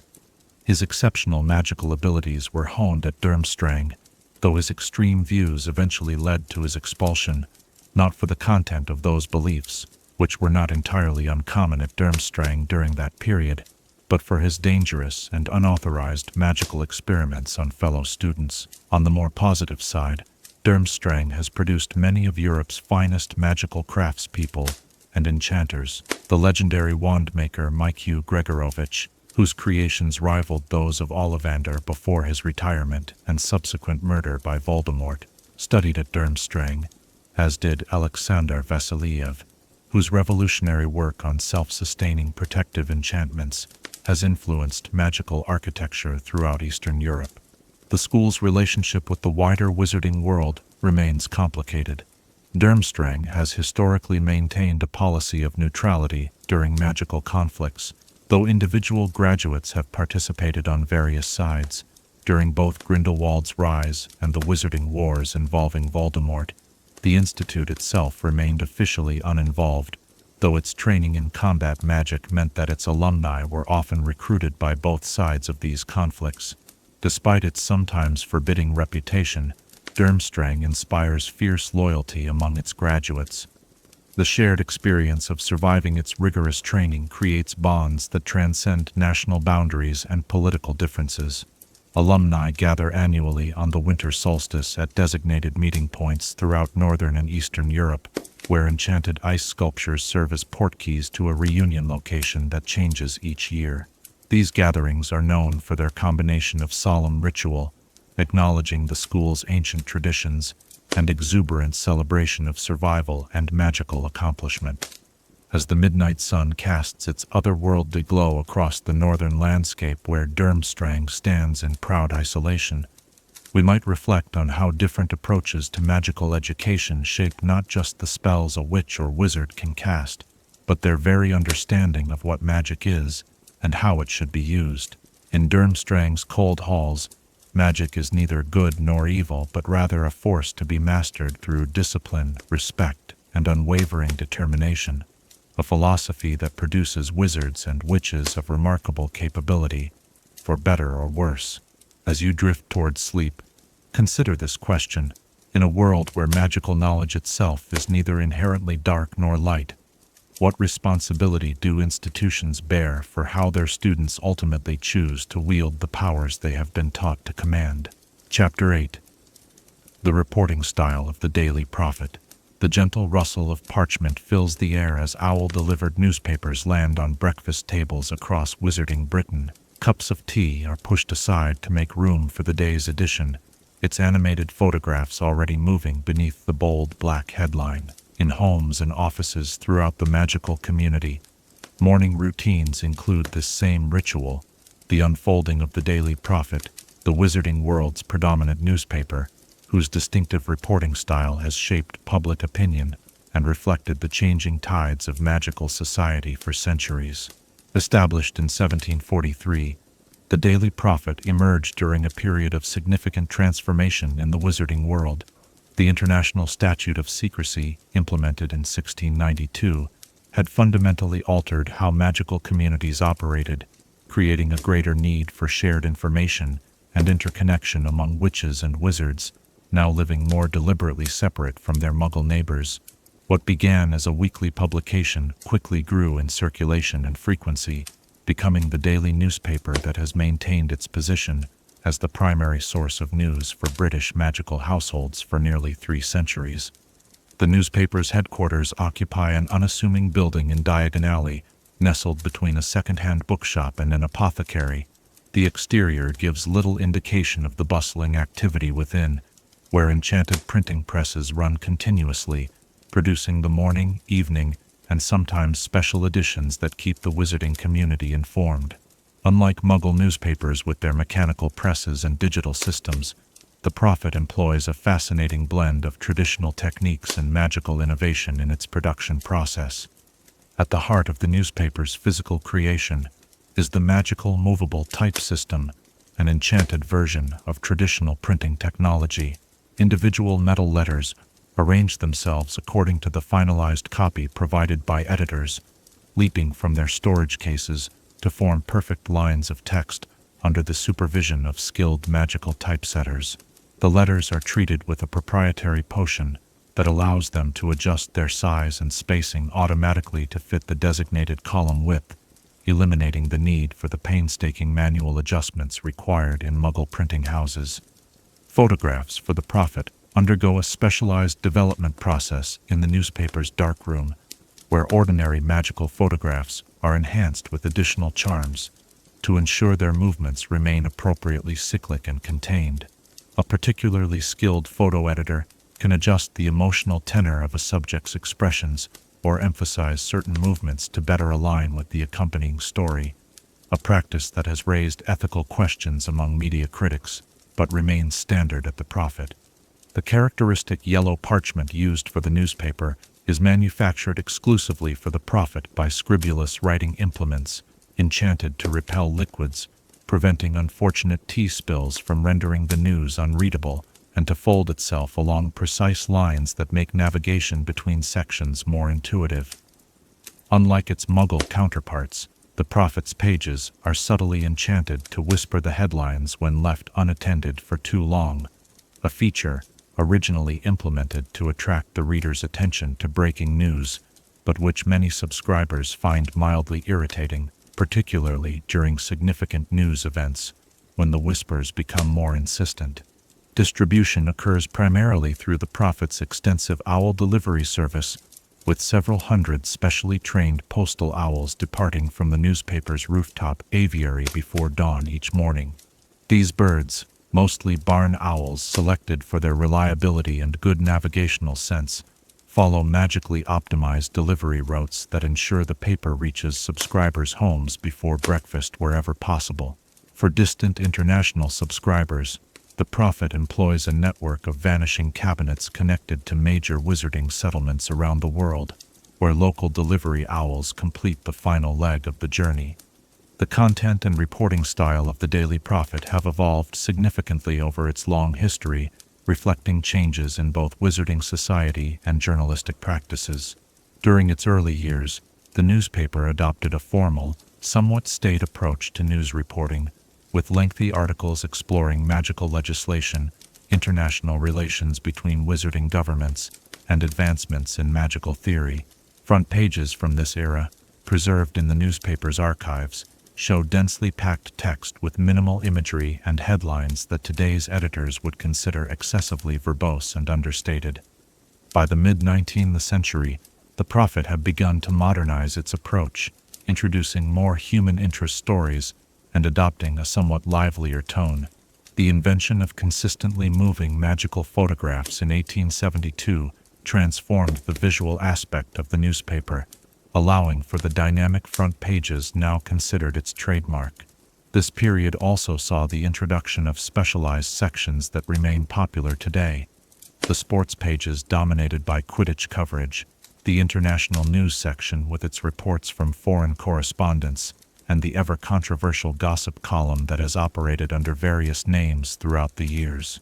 The contemporary Daily Prophet employs a reporting style that balances information with entertainment, though critics argue it often leans too heavily toward the latter. Articles tend to be concise rather than comprehensive, with a preference for engaging narratives over dry recitation of facts. Headlines frequently employ wordplay, alliteration, or deliberately provocative phrasing designed to capture reader attention, a technique particularly evident in stories involving celebrities or controversy. Perhaps the most distinctive aspect of the Prophet's modern reporting style is its personalization of news stories. Rather than presenting events in abstract terms, articles typically focus on individual experiences or personalities involved, creating narratives with clear protagonists and antagonists. This approach makes for compelling reading, but can sometimes result in oversimplification of complex issues or disproportionate attention to charismatic figures at the expense of underlying systemic factors. The newspaper's relationship with the Ministry of Magic has long been a subject of debate among media watchers in the wizarding world.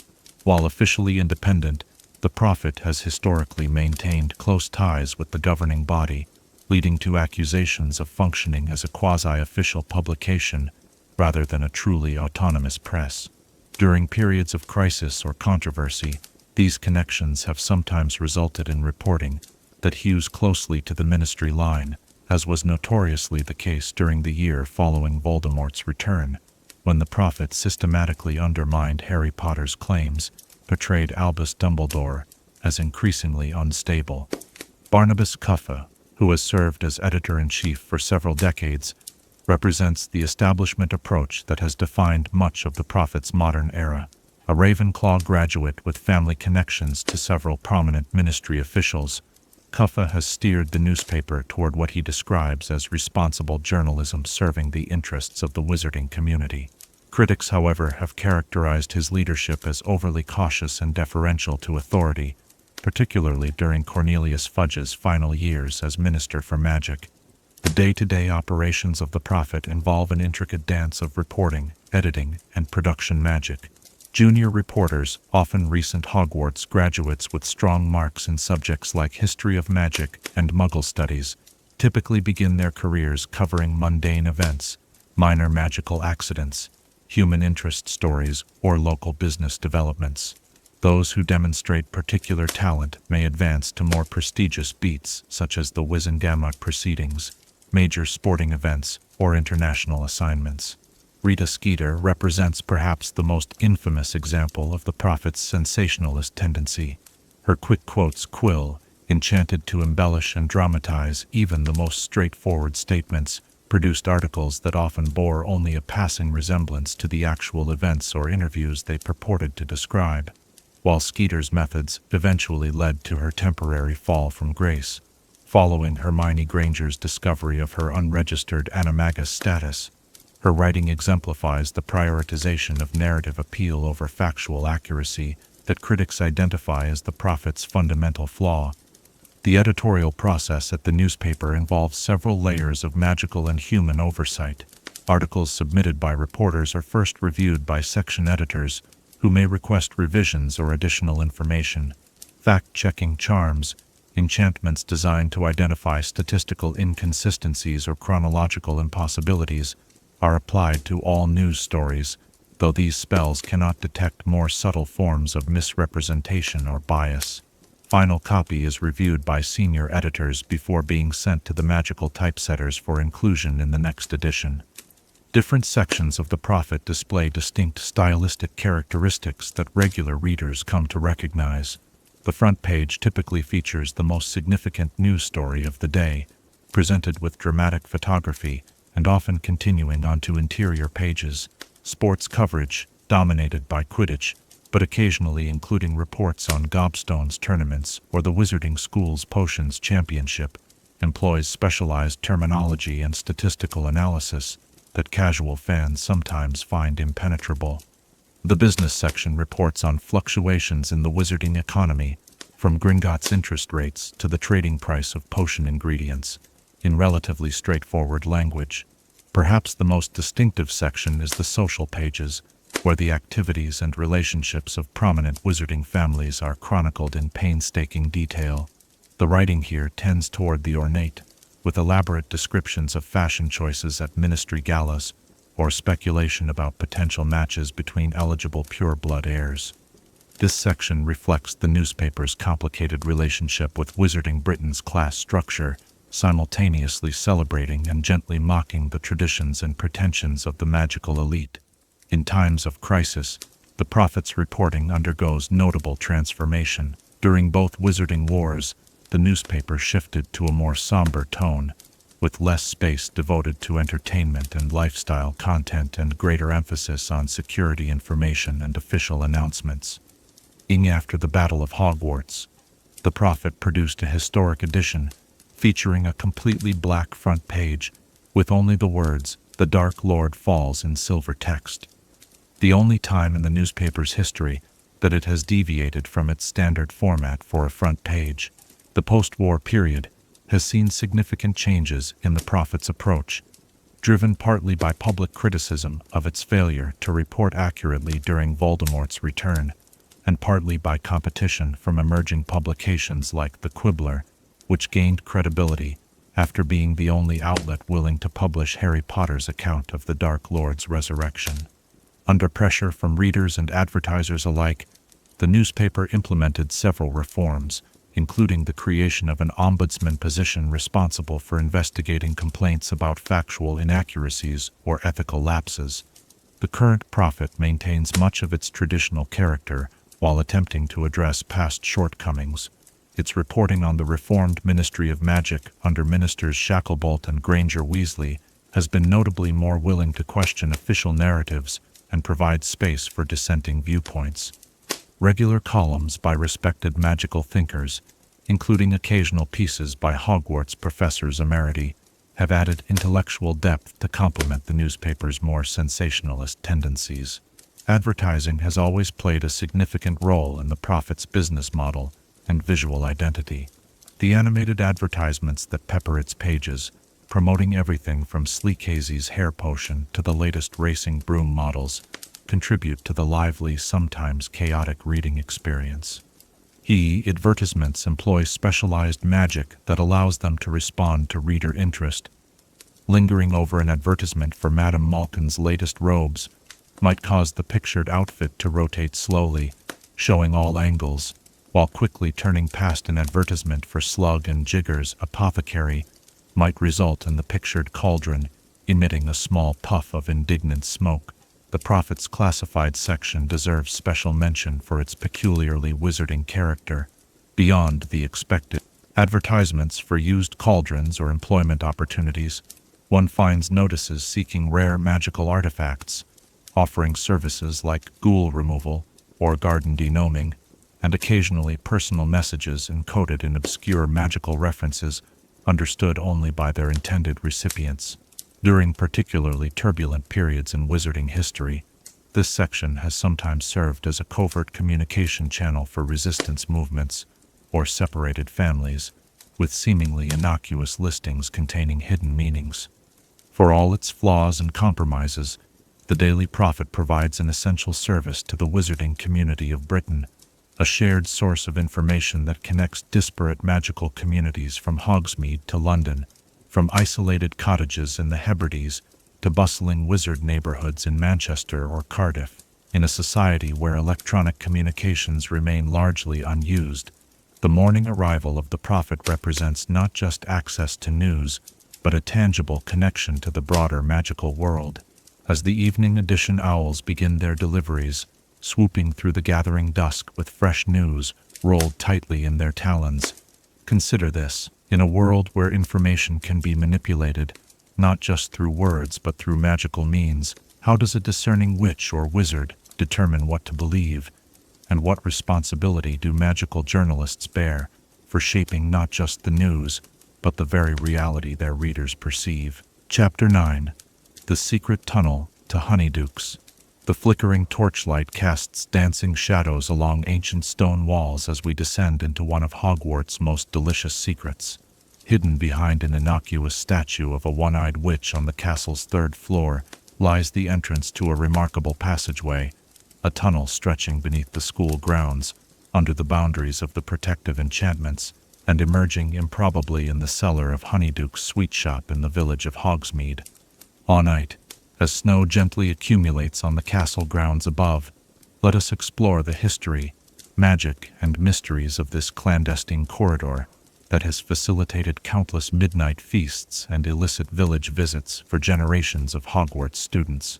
The passage behind the statue of Gunhilda of Gorsmore, more commonly known as the One-Eyed Witch by students, represents one of the castle's oldest architectural secrets, dating back to a time before the establishment of Hogsmeade weekends, or even the village itself in its current form. Magical historians and castle scholars have debated its original purpose for centuries, with theories ranging from practical to fanciful. The most widely accepted account suggests that the tunnel was created during the early 13th century, when tensions between the magical and non-magical communities were escalating toward the witch hunts that would make the following centuries so perilous for wizardkind. The then headmaster of Hogwarts, Everard the Vigilant, commissioned the passageway as an emergency evacuation route for students should the castle ever come under attack. Connecting to what was at that time a small wizarding farm rather than a confectionery, the tunnel provided a potential escape path that bypassed the main gates and could be used to lead students to safety without detection. The specific magical construction of the tunnel represents an impressive feat of enchantment. Unlike the shallow passages that connect various parts of the castle, this tunnel extends for nearly a mile beneath the earth, requiring complex sustained transfiguration to prevent collapse and permanent illumination charms that have continued to function without renewal for over 7 centuries. The walls themselves contain a subtle repelling charm that discourages burrowing creatures from breaking through, which explains the notable absence of gnomes or nifflers that might otherwise have discovered this underground highway. Most remarkable is the tunnel's ability to remain unplottable, avoiding detection not only on the Hogwarts grounds, maps maintained by successive headmasters, but also on magical surveys conducted by the Ministry of Magic during periodic security reviews. This suggests that whoever designed the passage, whether Everard himself or a specialist brought in for the purpose, possessed extraordinary skill in concealment magic beyond what was commonly taught even at Hogwarts. The entrance mechanism displays similar ingenuity. The statue of Gunhilda of Gorsmore was not randomly selected, but chosen specifically for its connection to magical protection and healing. Gunhilda, a renowned medieval witch who developed a cure for dragonpox, was known for her belief in preparing escape routes and contingency plans. The password Descendium derives from an archaic Latin-based spell meaning roughly to descend and depart, entirely appropriate for a passage designed for emergency evacuation. For several centuries, knowledge of the passageway remained restricted to the Hogwarts headmaster and perhaps a few trusted staff members. Historical records suggest that during the Goblin Rebellion of 1612, when Hogsmeade briefly came under attack, a small group of students caught in the village during the fighting were secretly led back to the castle through the tunnel by their transfiguration professor, avoiding the conflict entirely. This incident represents one of the few documented official uses of the passage for its intended emergency purpose. The transformation of the farm at the tunnel's end into Honeydukes' sweet shop occurred much later, in the early 19th century. The property had passed through several wizarding families before being purchased by Ambrosius Flume's great-grandfather, who established a small confectionery that would eventually grow into the beloved institution known to modern Hogwarts students. Whether the elder Flume was aware of the tunnel connecting his new business to the school remains uncertain, though family accounts suggest he was somewhat puzzled by occasional unexplained noises from the cellar and small quantities of missing merchandise. By the late 19th century, the tunnel had transitioned from emergency measure to school secret, with knowledge of its existence apparently passing among select groups of students rather than through official channels. The first documented, unofficial use appears in the journal of Phineas Nigellus Black, who as a student in the 1860s recorded a midnight expedition through the passage to retrieve butterbeer and confectionery for a Slytherin house celebration. His entry suggests the passage was already well known among certain student circles by that time, indicating a significant leak in the previously well-kept secret. The most comprehensive documentation of the tunnel, of course, appears on the Marauders map created by James Potter, Sirius Black, Remus Lupin, and Peter Pettigrew during their time at Hogwarts in the 1970s. Their remarkable magical creation not only recorded the tunnel's exact location, but also the specific incantation needed to access it, suggesting extensive exploration and possibly trial and error in discovering the ancient password. For the Marauders, the Honeydukes passage represented just one of several secret routes they documented between the castle and Hogsmeade village, though most would agree it was the most practical and least dangerous of the options. The physical experience of traversing the tunnel begins with a somewhat undignified entrance. The statue's hump opens to reveal a stone slide that deposits travelers into the passageway proper. The initial descent is steep enough to be disorienting, especially for first-time users, but the slide is enchanted with a subtle cushioning charm that prevents serious injury on landing. From this point, the tunnel stretches forward in a remarkably straight line, with only gentle undulations following the natural contours of the land above. The passage itself is surprisingly comfortable for an emergency route, being tall enough for most adults to walk upright without stooping and wide enough for two people to walk side by side in most sections. The walls are lined with smooth-fitted stone similar to that used in the castle foundations, suggesting the same magical masonry techniques were employed in its construction. At regular intervals, wall sconces hold self-replenishing magical flames that provide consistent illumination, though these lights dim automatically if they detect a large group entering the tunnel, presumably an additional security feature from its original design.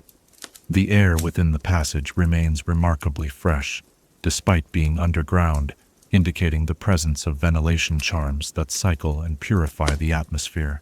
The temperature, too, is carefully regulated, remaining cool but not uncomfortably cold even during the harshest Scottish winters. Small magical sensors embedded in the ceiling monitor for potential cave-ins or structural weaknesses, triggering self-repair enchantments when necessary, a sophisticated system that explains the tunnel's remarkable preservation after centuries of existence. The journey through the passage takes approximately 20 minutes at a comfortable walking pace, though students in particular hurry have been known to make the trip in under 15. The tunnel has no branches or alternative routes, maintaining its singular purpose of connecting the castle to the specific location in Hogsmeade. Near the midpoint, observant travelers might notice a subtle change in the stonework where repairs were made following a minor collapse during the earthquake of 1754, the only significant structural incident in the tunnel's long history. The Honeydukes' end of the passage terminates in what appears to be a simple earthen wall, but is actually a concealed door that opens into the shop's cellar. This entrance features an ingenious one-way transparency charm that allows those approaching from the tunnel side to see into the cellar before opening the door, while from the cellar side, the entrance appears to be nothing more than an unremarkable section of the stone foundation. This asymmetric visibility enables students to avoid emerging directly into the presence of shop staff or others who might question their arrival. The Honeydukes cellar itself has evolved alongside the business above. What began as a simple storage space for sugar and chocolate has expanded into a climate-controlled facility where some of the shop's more temperamental confections are prepared and stored. Magical cooling cabinets maintain precise temperatures for chocolate that would melt in the warmth of the main shop, while specialized containment units house more active treats like fizzing whizbees and jumping jelly beans until they're ready for display.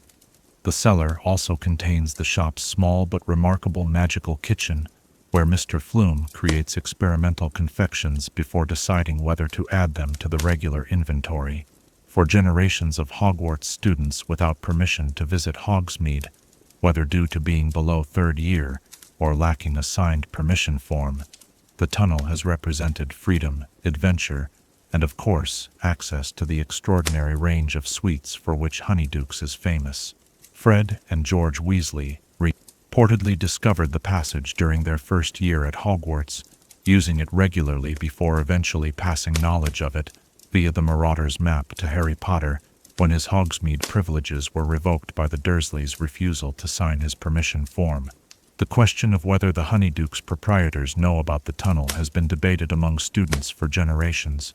The current owners, Ambrosius and his wife, maintain a carefully neutral position on the matter, neither acknowledging the passage's existence nor taking specific measures to block it. This studied ambiguity has led some to speculate that they are well aware of the connection, but consider the occasional missing chocolate frog or sugar quill a reasonable price for maintaining Hogwarts traditions. Others suggest they genuinely remain ignorant of why their inventory counts occasionally fail to match their sales records. During the darker periods of wizarding history, the tunnel has occasionally served more serious purposes than satisfying students' sweet tooths. During Voldemort's first rise to power in the 1970s, members of the original Order of the Phoenix reportedly used the passage to move between Hogwarts and Hogsmeade without detection when regular routes were being monitored by Death Eaters. Similarly, during the Carrow's tenure at Hogwarts, members of Dumbledore's army utilized the tunnel to smuggle food and medical supplies back to students hiding in the Room of Requirement. Perhaps the most significant modern use of the passage occurred during the Battle of Hogwarts, when it provided an evacuation route for younger students, allowing them to escape the fighting and assemble safely in Hogsmeade before being transported away from danger.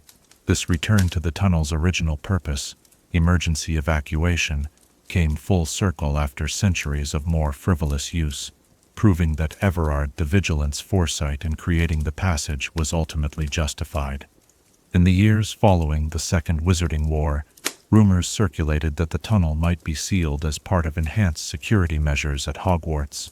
These concerns prompted a surprising advocacy campaign from alumni across multiple generations, who argued that the passage represented an important part of the school's cultural heritage and student experience. Whether influenced by this unexpected outcry or by other considerations, school authorities ultimately left the passage intact, though with enhanced monitoring charms to alert staff if it was used during times of heightened security concern. The magic that maintains the tunnel has become a subject of study for advanced charm students in recent years, with Professor Flitwick occasionally using it as a case study in sustained enchantment. The remarkable longevity of the passage's original spellwork, functioning continuously for over 7 centuries with minimal degradation, represents an achievement that modern charm casters struggle to replicate. Some magical researchers have suggested that the castle's own ambient magic may have integrated with the tunnel's enchantments over time, creating a self-sustaining system that draws power from Hogwarts itself. For those who have experienced it, the tunnel to Honeydukes represents more than merely a convenient shortcut or rule-breaking opportunity.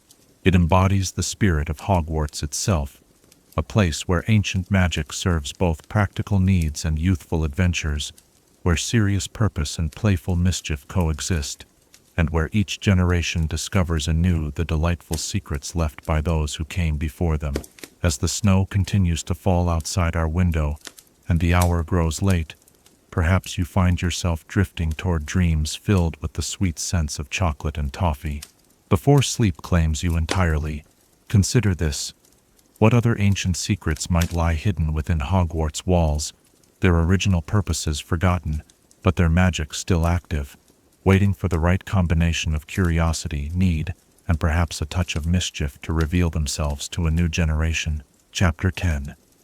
The Mischief of Peeves the Poltergeist. The midnight hour approaches in the ancient corridors of Hogwarts Castle, and with it comes a distinctive sound, something between a cackle and a whistle, echoing from somewhere above. A chandelier sways inexplicably, a suit of armor suddenly turns to face the wall, and students hurrying to their dormitories quicken their pace, hoping to avoid an encounter with the castle's most notorious non-human resident.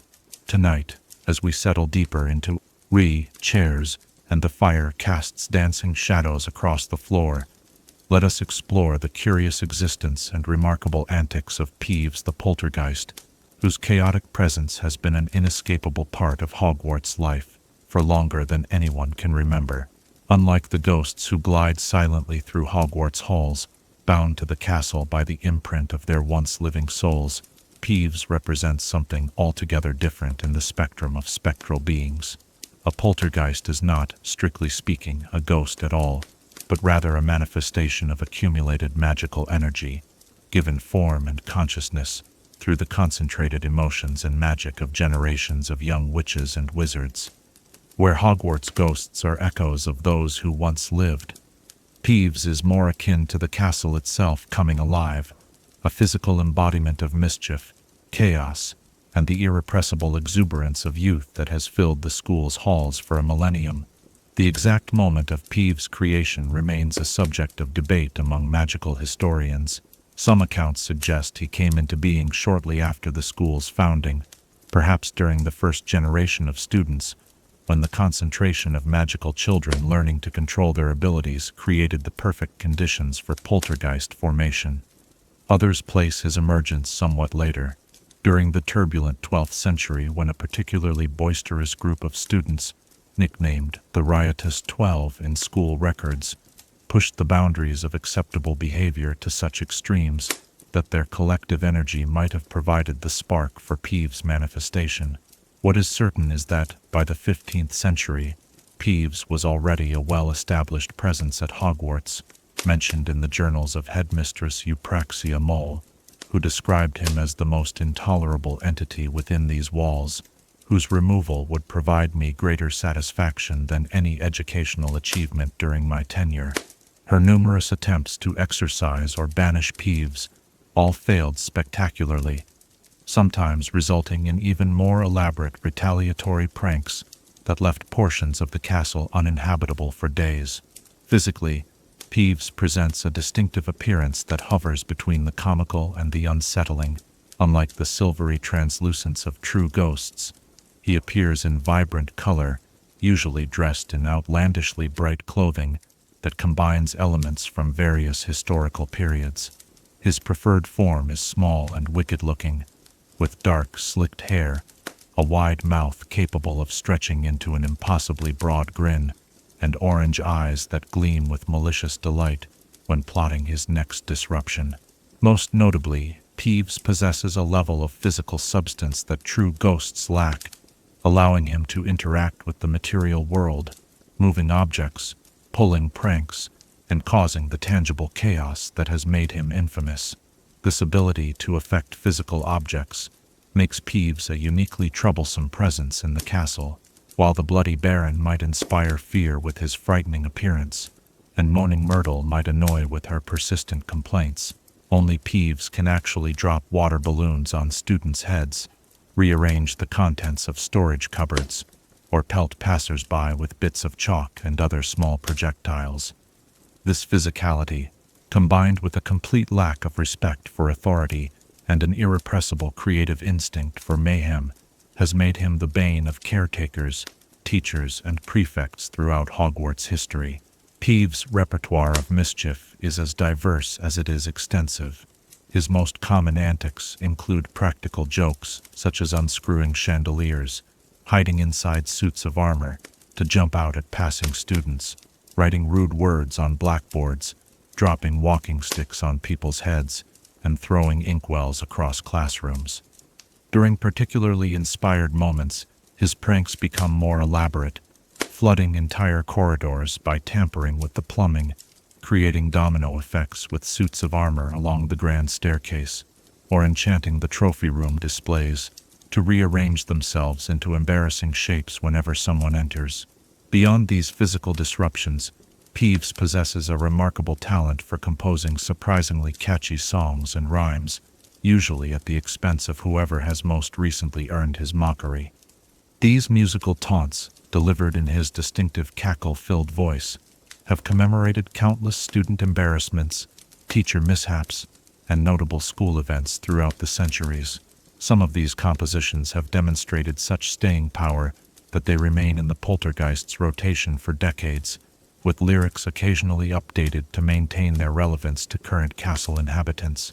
What makes Peeves truly fascinating, however, is not merely his capacity for mischief, but his complex relationship with the broader Hogwarts community. Despite the disruption he causes, attempts to permanently remove him have been surprisingly limited.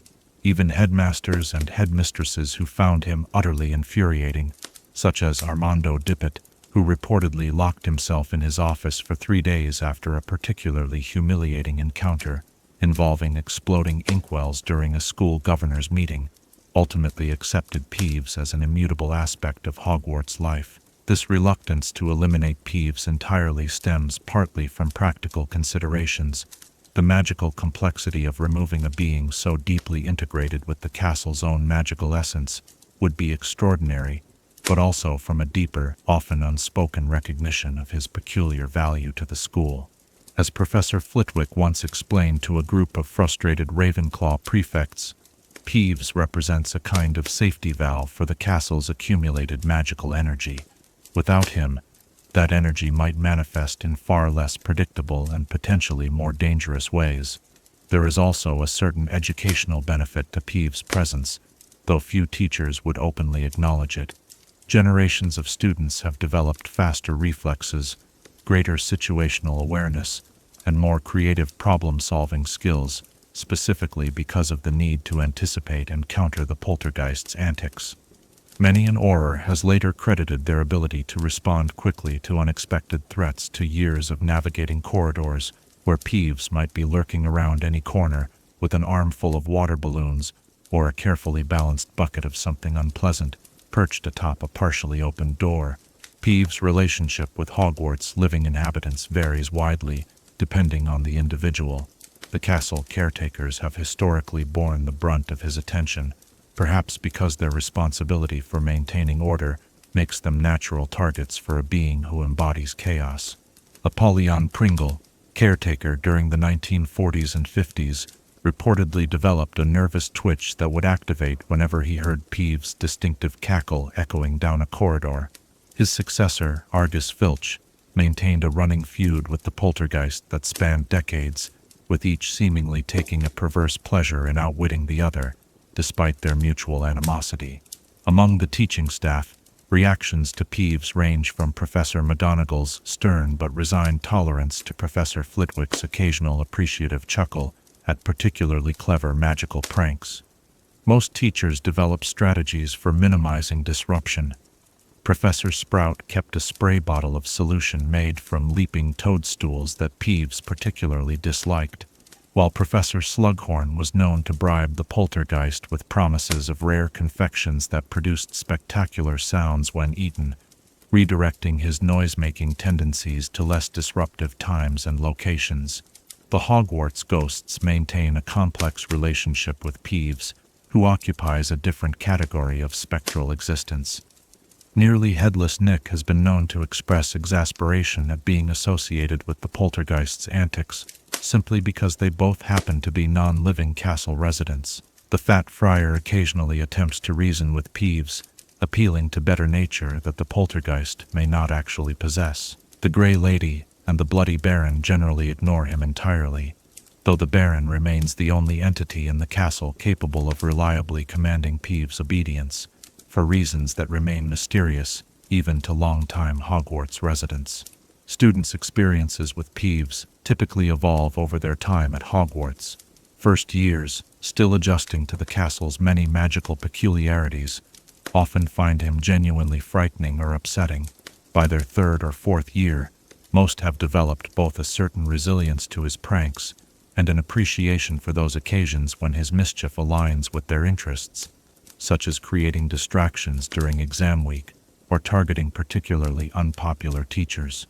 By the time they reach their new years, many students have developed a begrudging affection for the Poltergeist, recognizing that their Hogwarts experience would somehow be incomplete without his chaotic presence.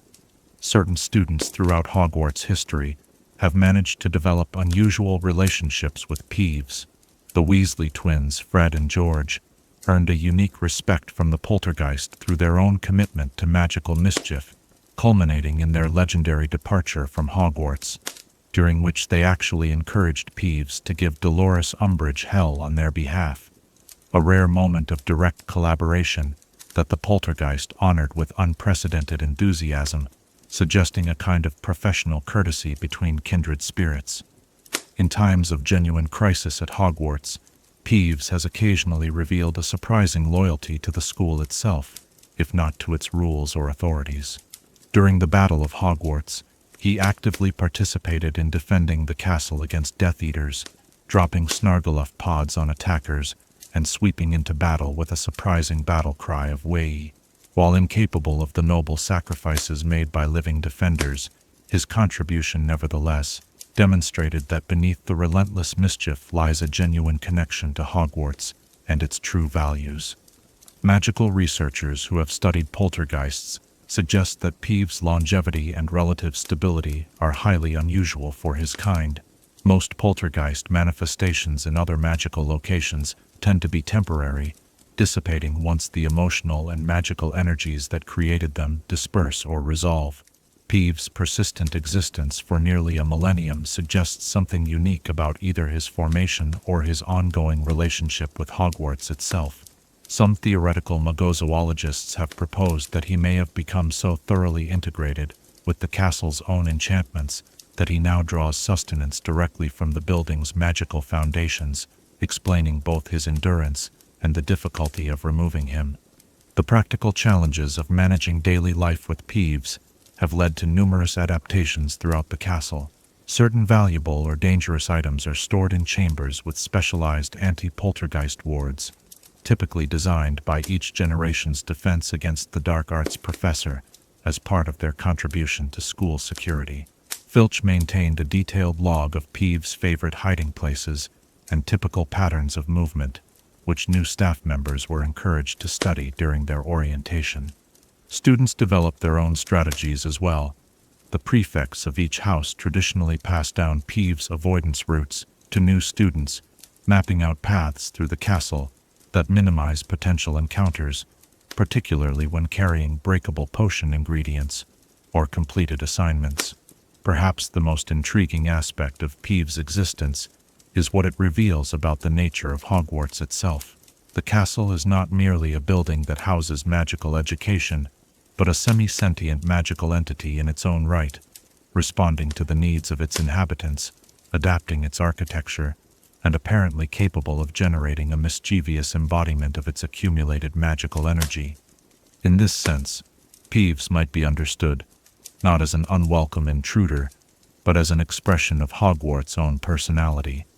The playful, occasionally petty, but ultimately vital spirit of a place where generations of young witches and wizards have experienced the joy, frustration, and wonder of developing their magical abilities. Headmaster Albus Dumbledore, whose tenure saw numerous memorable encounters with the Poltergeist, perhaps best articulated this perspective when he gently overruled his deputy headmistress's request for stronger measures against Peeves, following a particularly chaotic incident in the Great Hall.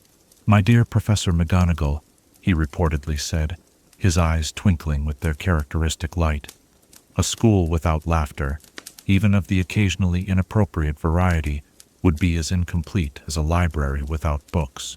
Peeves reminds us that magic at its heart contains an element of glorious unpredictability that no amount of careful education can entirely tame. Whether this philosophical acceptance brought any comfort to the staff members cleaning enchanted maple syrup from the ceiling that evening remains unrecorded. As we conclude our exploration of Hogwarts' most troublesome resident, the castle grows quiet around us, though perhaps you might hear, on the very edge of perception, a faint cackling from somewhere in the distance. A reminder that in the corridors of the world's greatest school of witchcraft and wizardry, mischief is never truly managed, merely temporarily contained, until Peeves' next inspiration strikes. Before you drift into dreams that might include floating water balloons or singing psalms of armor, consider this question.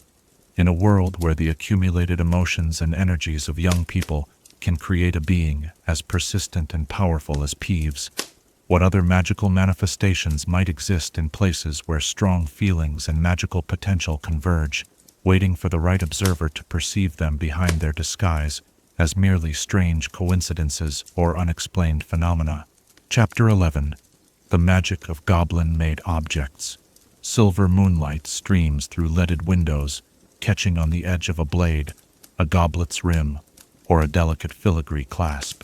These gleaming treasures, with their otherworldly luster and remarkable resilience, represent some of the most extraordinary magical artifacts in the wizarding world, not created by wizards at all, but by the skilled hands and ancient magic of goblins. Tonight, as we draw our chairs closer to the fire and observe how its light plays across metal surfaces with almost liquid movement, let us explore the fascinating properties, complex history, and enduring legacy of goblin-made magical objects. Unlike wizard-crafted items, whose enchantments typically rely on the application of specific spells to ordinary materials, goblin metallurgy incorporates magic into the very substance of the object during its creation. This fundamental difference explains many of the remarkable properties that have made goblin-crafted items so coveted throughout magical history. The process begins not with mining ordinary metals, but with the harvesting of what goblins call singing ore, mineral deposits naturally imbued with magical resonance, often found deep beneath ancient magical sites or in mountains where ley lines intersect. This raw material undergoes a complex refinement process that combines physical techniques, hammering, folding, and tempering, with goblin magic channeled directly through the craftsman's hands and tools. Goblin smiths do not wave wands or recite incantations. Their magic flows through breath and touch, through songs chanted in their ancient language, and through the rhythmic striking of specialized hammers passed down through generations of master crafters. The resulting metal alloys possess properties impossible to achieve through conventional methods, magical or mundane, a perfect fusion of material and enchantment that wizards have never successfully replicated despite centuries of attempts. Perhaps the most famous property of goblin-made objects is their extraordinary durability. Unlike normal metals that tarnish, corrode, or dull with age and use, goblin silver and gold maintain their original luster indefinitely, repelling dirt and resisting damage that would destroy lesser materials. The legendary goblin-made armor worn by Godric Gryffindor, for instance, remains as pristine today as when it was forged over 1,000 years ago, despite having weathered countless battles and the natural decay of time. This resilience extends beyond mere appearance. Goblin-made blades never lose their edge. Goblin-crafted cauldrons never develop the microscopic cracks that might compromise complex potions, and goblin-wrought chains remain unbreakable even against the most powerful magical attempts to sever them. Most remarkable, however, is the ability of goblin-made objects to absorb and incorporate properties from substances that strengthen them. This quality was dramatically demonstrated when Harry Potter used the Sword of Gryffindor, perhaps the most famous goblin-made artifact in wizarding Britain, to destroy a basilisk in the Chamber of Secrets. The blade subsequently absorbed the basilisk's venom, making it one of the few substances capable of destroying Horcruxes. This property reflects goblin metalworking philosophy that views crafted objects as living things that continue to grow and evolve, rather than static items fixed at the moment of creation. The process of creating goblin metalwork remains largely secret, known only to master craftsmen who pass their techniques to carefully selected apprentices through oral tradition rather than written instruction. What little is known suggests that the work requires extraordinary precision, with certain crucial steps performed only during specific lunar phases or astronomical alignments. The most powerful goblin-made objects may take decades to complete, with multiple craftsmen contributing their specialties at different stages of the process. The greatest masterpieces, such as the legendary Sword of Ragnarok I, which later became known as the Sword of Gryffindor, represent the culmination of several lifetimes of accumulated magical knowledge and metallurgical expertise. Beyond weapons and armor, goblin craftsmen have created extraordinary variety of magical objects throughout their long history. Intricately wrought jewelry contains protections and enhancements for the wearer, rings that warn of poison by growing cold against the skin, necklaces that clarify thought and sharpen perception, or bracelets that regulate the flow of magic through the wearer's wand arm for more precise spellcasting. Goblin-made musical instruments produce sounds impossible to achieve with conventional craftsmanship, capable of evoking emotions and mental states with almost potion-like precision.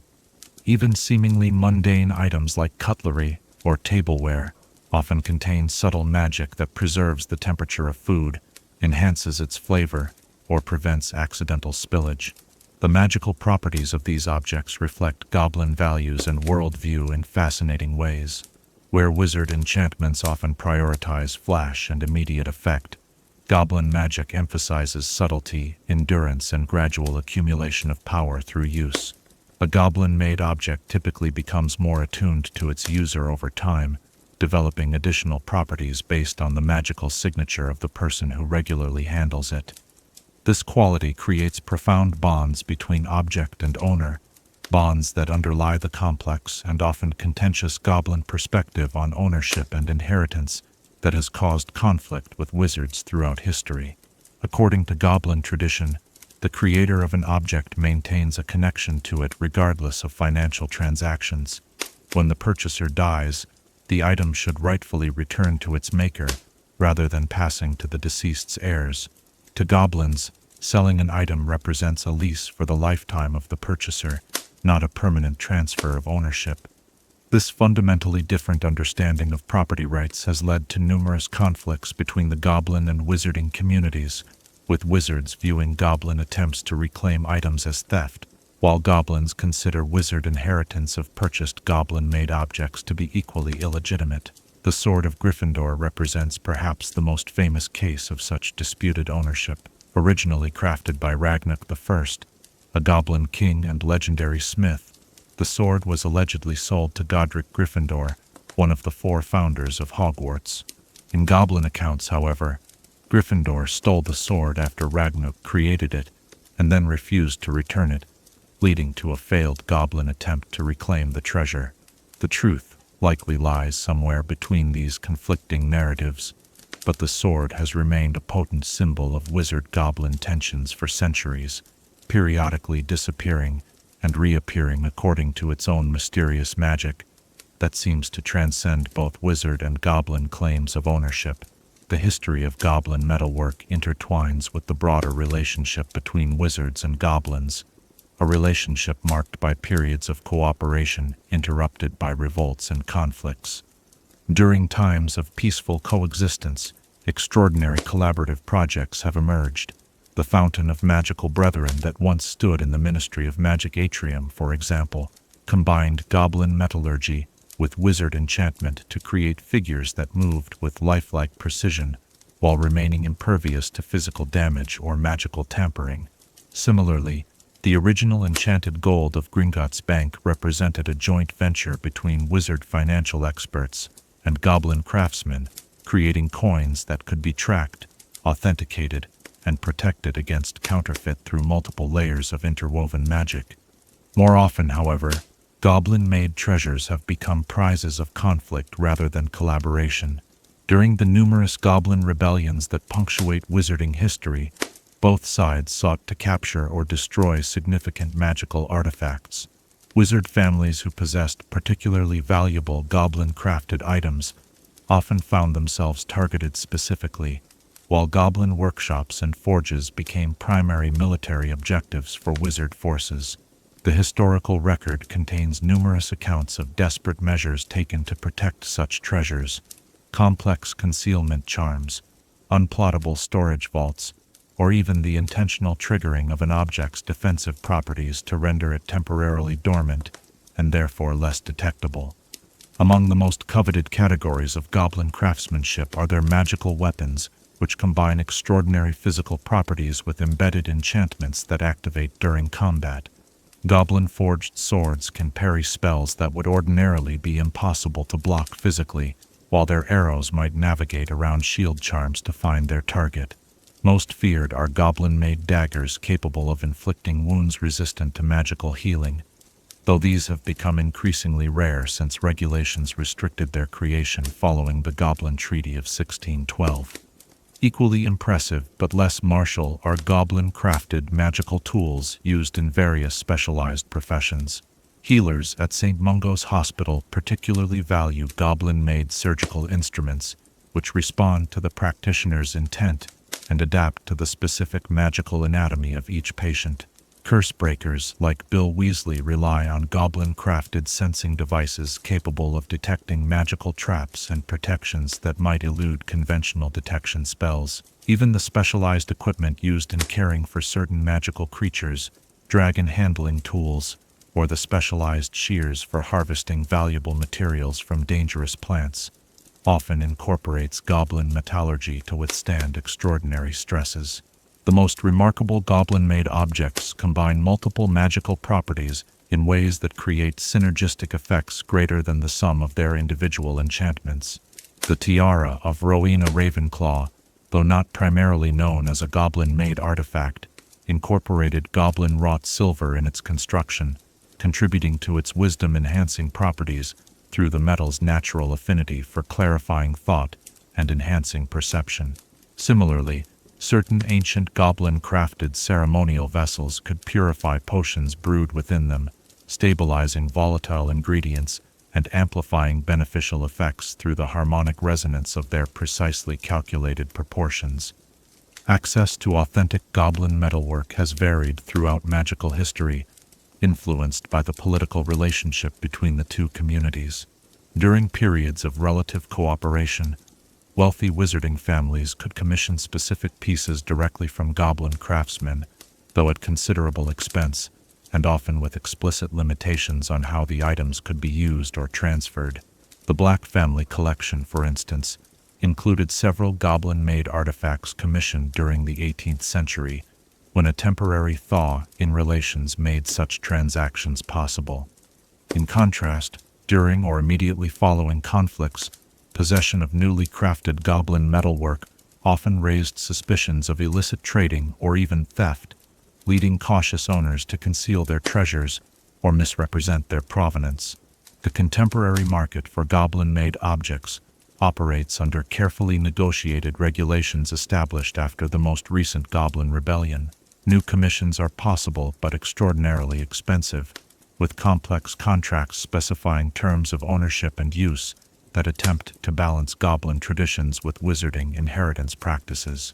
A flourishing secondary market exists for previously owned items, though reputable dealers require thorough documentation of provenance to ensure they aren't handling stolen goods. Gringotts Bank often serves as an intermediary in such transactions, with goblin experts authenticating items and wizard arbiters confirming legal ownership before sales are finalized. For the average wizard or witch, their most common encounter with goblin craftsmanship comes through Gringotts coinage, which incorporates subtle but significant goblin metallurgical techniques. These coins contain embedded enchantments that make them virtually impossible to counterfeit and allow them to be traced if stolen, a feature that has resulted in the capture of numerous would-be bank robbers over the centuries. The coins also maintain perfect weight and composition, despite handling, never wearing down or losing material, as Muggle currency does with use. Scholars of magical artifice consider the study of goblin-made objects essential for understanding the broader principles of embedding magic within physical substances. At Hogwarts, advanced charm students occasionally receive permission to examine lesser goblin-made artifacts under careful supervision, analyzing the complex interplay between material and enchantment. Similarly, Certain specialized courses at the Wizarding Academy of Dramatic Arts use goblin-crafted acoustical instruments to demonstrate principles of sound-based magic that transcend conventional spellcasting techniques. Perhaps the most profound legacy of goblin metallurgy lies in what it reveals about the nature of magic itself. Where wizard magic typically imposes the caster's will upon external objects or forces, goblin crafting suggests a more collaborative relationship with magic as an inherent property of certain materials that can be coaxed and shaped rather than commanded.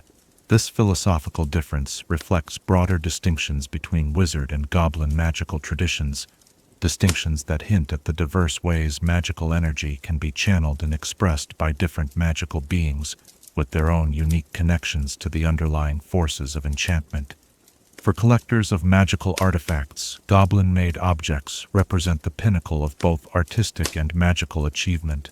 The combination of perfect craftsmanship, enduring enchantment, and historical significance makes them among the most valuable items in the wizarding world.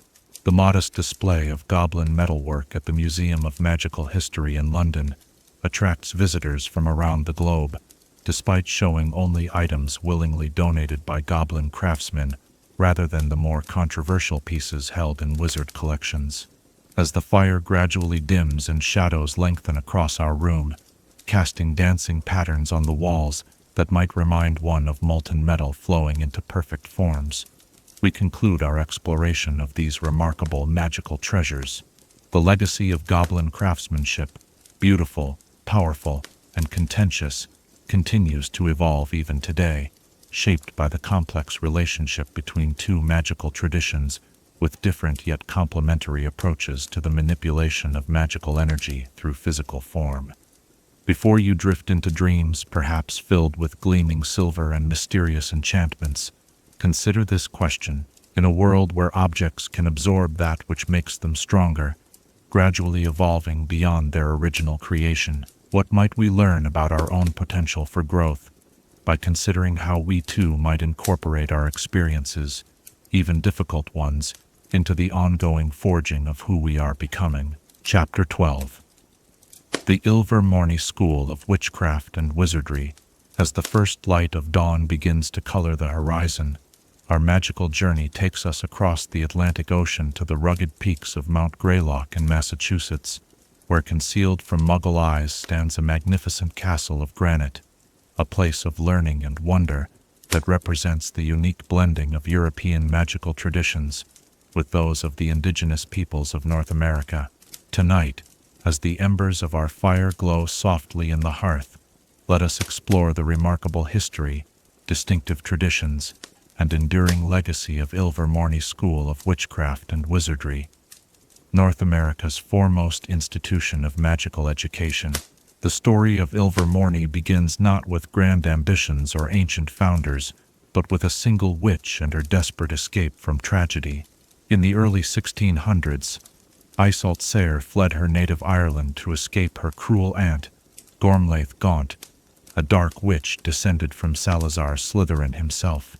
Arriving on the shores of Massachusetts aboard the Mayflower in 1620, Iseult found herself in a new world, one where magic existed in forms unfamiliar to her European understanding, practiced by the indigenous magical communities who had developed their own sophisticated magical traditions long before European settlers arrived. Iseult's early years in the New World were marked by a unique magical education unlike anything available at European institutions like Hogwarts. While hiding in the forests, she encountered a Pukwudgie, a magical creature native to America, with powers of healing, transformation, and confoundment. Though initially suspicious of each other, Iseult eventually saved the Pukwudgie's life during an encounter with a dangerous magical creature. In gratitude, the Pukwudgie, whom she named William, became her companion and introduced her to the indigenous magic of the land, magic that worked in harmony with nature rather than imposing wizard will upon it. During this period, Iseult also met James Stewart, a nomage, the American term for Muggle stonemason from Plymouth, who had become lost in the forest. Unlike the strict separation between magical and non-magical communities, that would later characterize American wizarding society, Isolt and James formed a deep connection that eventually blossomed into romance. Together with two magical orphans they had rescued, Chadwick and Webster Boot, they established a small home atop Mount Greylock, which Isolt named Ilvermorny after her family's cottage in Ireland. What began as a simple dwelling soon evolved into something more as the Boot brothers, having heard Isolt's stories of Hogwarts, longed for a similar magical education. Though Isolt had no wand, hers had been stolen by her aunt before her escape. She began teaching the boys what magic she could, supplementing her European knowledge with the indigenous magical techniques she had learned from William and others. Word of this unconventional magical instruction gradually spread through whispered conversations and cryptic messages exchanged between isolated magical families scattered across the colonies. By 1634, the small cottage had been expanded into a proper stone structure, and Ilvermorny had transformed from a family home into a fledgling school. James, despite being a no-mage, proved invaluable in this transition, using his masonry skills to construct the physical buildings while Isolt developed the magical curriculum. This partnership between a witch and a no-mage founder represents one of Ilvermorny's most distinctive characteristics, a pragmatic American approach to magical education that values practical skills and innovation alongside traditional magical knowledge. The early curriculum at Ilvermorny reflected this unique fusion of influences: European spellcasting techniques, using wands, which Isolt eventually learned to craft herself, using cores of horned serpent horn, rather than the European standards of phoenix feather, dragon heartstring, or unicorn hair, were taught alongside indigenous magical practices that required no wand at all. Students learned potions based on both European recipes and Native American herbal traditions, creating a syncretic approach to magical education, unlike anything found at older institutions.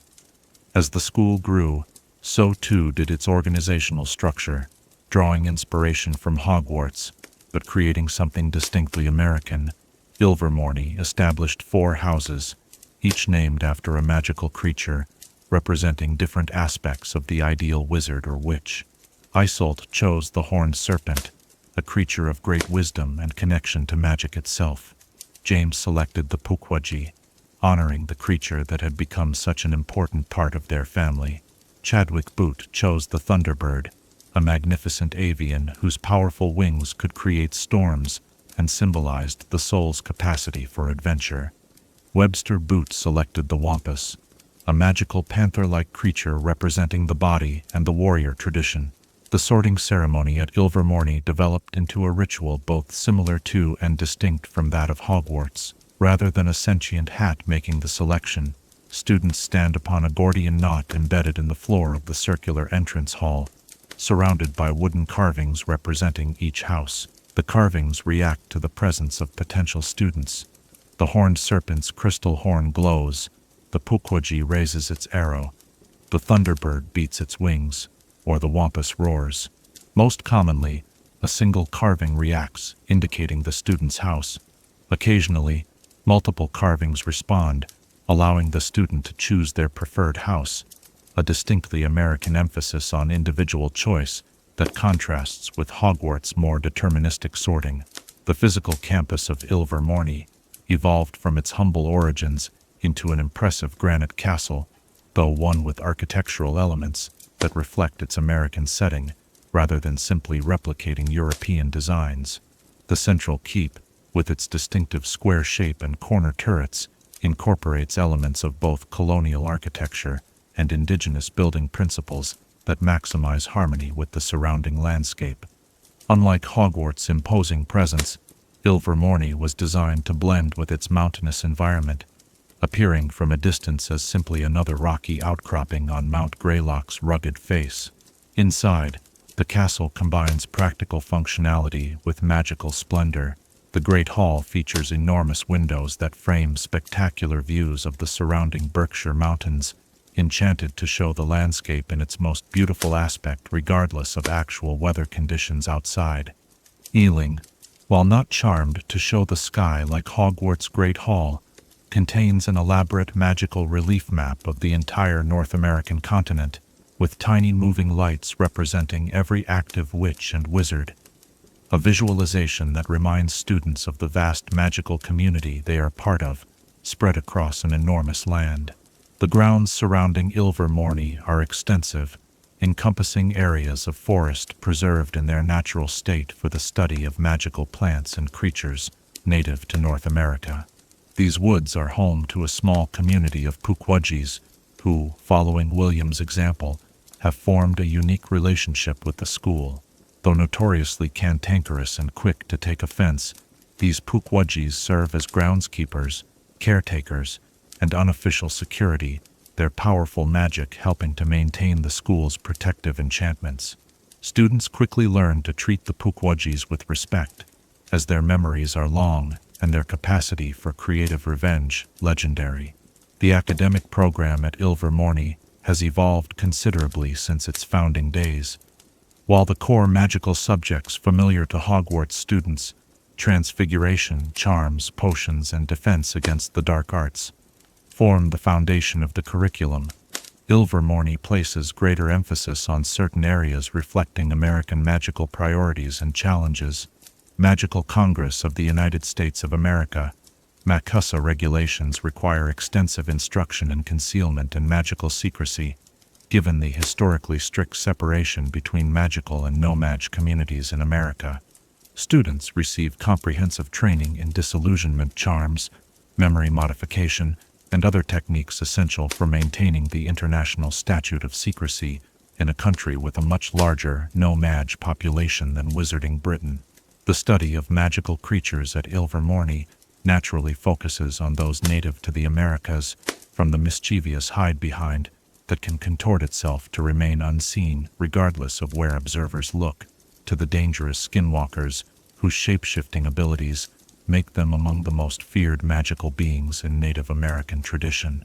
The school maintains extensive records of cryptozoological sightings across the continent, with upper-year students often participating in supervised expeditions to document and study elusive magical species. Divination at Ilvermorny draws heavily from indigenous prophetic traditions, including dream interpretation methods developed by Native American magical practitioners and scrying techniques using natural elements like water, smoke, and fire rather than the tea leaves or crystal balls more common in European practice. Students also study astronomy, with particular attention to how celestial movements affect magical energies in different regions of the vast North American continent, creating complex calendars that predict optimal times for various kinds of spell work. Defense against the dark arts at Ilvermorny has historically emphasized practical application and quick thinking rather than theoretical understanding alone. This pragmatic approach reflects the unique challenges faced by American witches and wizards throughout their history, from early conflicts with hostile magical creatures in unexplored territories to the Salem witch trials and the subsequent need for heightened secrecy. Students practice rapid response defensive spellcasting and learn to adapt European techniques to work effectively against distinctly American magical threats. Unlike Hogwarts with its long-established tradition of 4 Quidditch teams representing each house, Ilvermorny's primary sport is quadpot, a distinctly American game developed in the 18th century by Abraham Peeves. Played with an explosive quad rather than a quaffle, the game involves 11 players on each side, attempting to get the quad into a cauldron of neutralizing solution before it explodes. Though traditional Quidditch maintains some popularity, and Ilvermorny occasionally fields a school team for international competition, the daily life of the school revolves around the fast-paced, somewhat chaotic energy of quadpot matches between house teams. The relationship between students and staff at Ilvermorny reflects American social values that traditionally emphasize less rigid hierarchies than their European counterparts. Professors, while respected for their expertise, often encourage students to address them by their first names once reaching upper years, a practice that would be considered shockingly informal at Hogwarts. This relative egalitarianism extends to student governance as well, with each house electing representatives to a school council that has genuine input into school policies and activities, fostering the democratic principles central to American cultural identity. The school year at Ilvermorny follows a different pattern from Hogwarts, reflecting both climatic realities and American educational traditions. Classes begin in early September and continue until a brief Thanksgiving holiday in late November, followed by a longer winter break encompassing both Christmas and the New Year. The spring term runs from early January through June, with a week-long break in April that many students use for family visits or educational expeditions. Unlike Hogwarts with its house-based dormitories, Ilvermorny housing arranges students in year groups within their houses, with all first years of a particular house sharing quarters regardless of gender, though with appropriate privacy enchantments in place. The school's relationship with MACUSA, the American wizarding government, has evolved considerably over the centuries. During its early years, Ilvermorny operated with little official oversight, as the scattered magical communities of colonial America had not yet established centralized governance.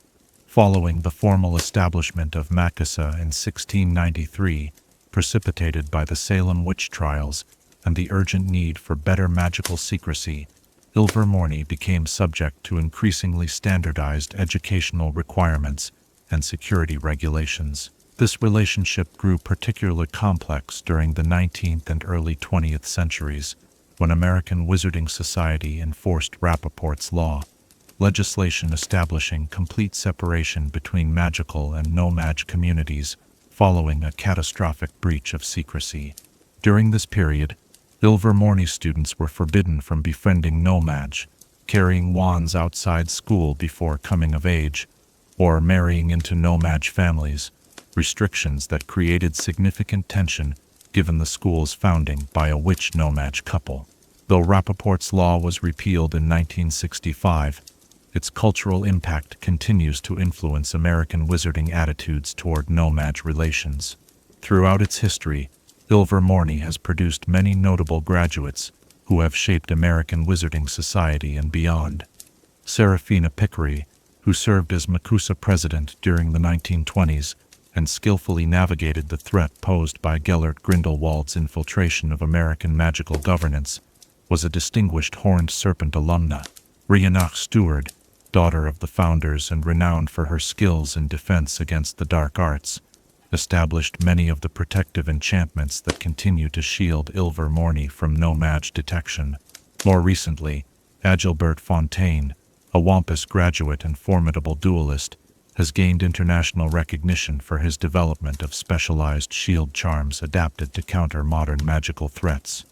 The international standing of Ilvermorny has grown steadily over the centuries, evolving from its humble origins into an institution now considered equal to the great European schools of magic. Ilvermorny participates in international magical education conferences, magical research collaborations, and occasionally in the Tri-Wizard tournament, when that dangerous competition is periodically revived. Exchange programs with Hogwarts, Beauxbatons, and other magical schools have become increasingly common in recent decades, allowing students to experience different approaches to magical education and fostering global cooperation in the wizarding community. Traditions unique to Ilvermorny help define the school's distinctive character and create the sense of community that graduates carry with them throughout their lives. Upon arrival, new students receive specially crafted wands created by American wand makers using cores and woods native to the continent. Upon graduation, students participate in a solemn ceremony where they cast their final spell as students, releasing a carved wooden talisman representing their house into the sky, where it transforms into a living representative of their house creature, a serpent, Pukwudgie, thunderbird, or wampus, that soars or prowls around the graduation gathering before disappearing into the surrounding wilderness. The school's motto, Mazakwa Tema Kwe Tunsaw, Diel's magic from many, strength from all, written in Algonquian, reflects both its indigenous influences and its foundational philosophy of bringing together diverse magical traditions to create something stronger than any single approach could achieve alone. This principle manifests in classroom instruction, where students are encouraged to approach magical problems from multiple perspectives, and in the school's governance, which values input from representatives of all four houses in major decisions. As our exploration of Ilvermorny draws to a close, and the first full rays of morning sunlight illuminate our room, we might reflect on how this remarkable institution embodies the distinctive character of American magical identity, practical yet idealistic, rooted in tradition yet constantly innovating, shaped by its European origins, yet transformed by indigenous influences, and the unique challenges of establishing magical education in a new world. As you drift towards sleep, perhaps carrying with you visions of granite towers silhouetted against mountain skies, or the glowing Gordian knot at the center of Ilvermorny's entrance hall, consider this question: how might the blending of diverse magical traditions, as exemplified by Ilvermorny's syncretic approach to magical education, create possibilities for addressing challenges that no single magical tradition could solve alone?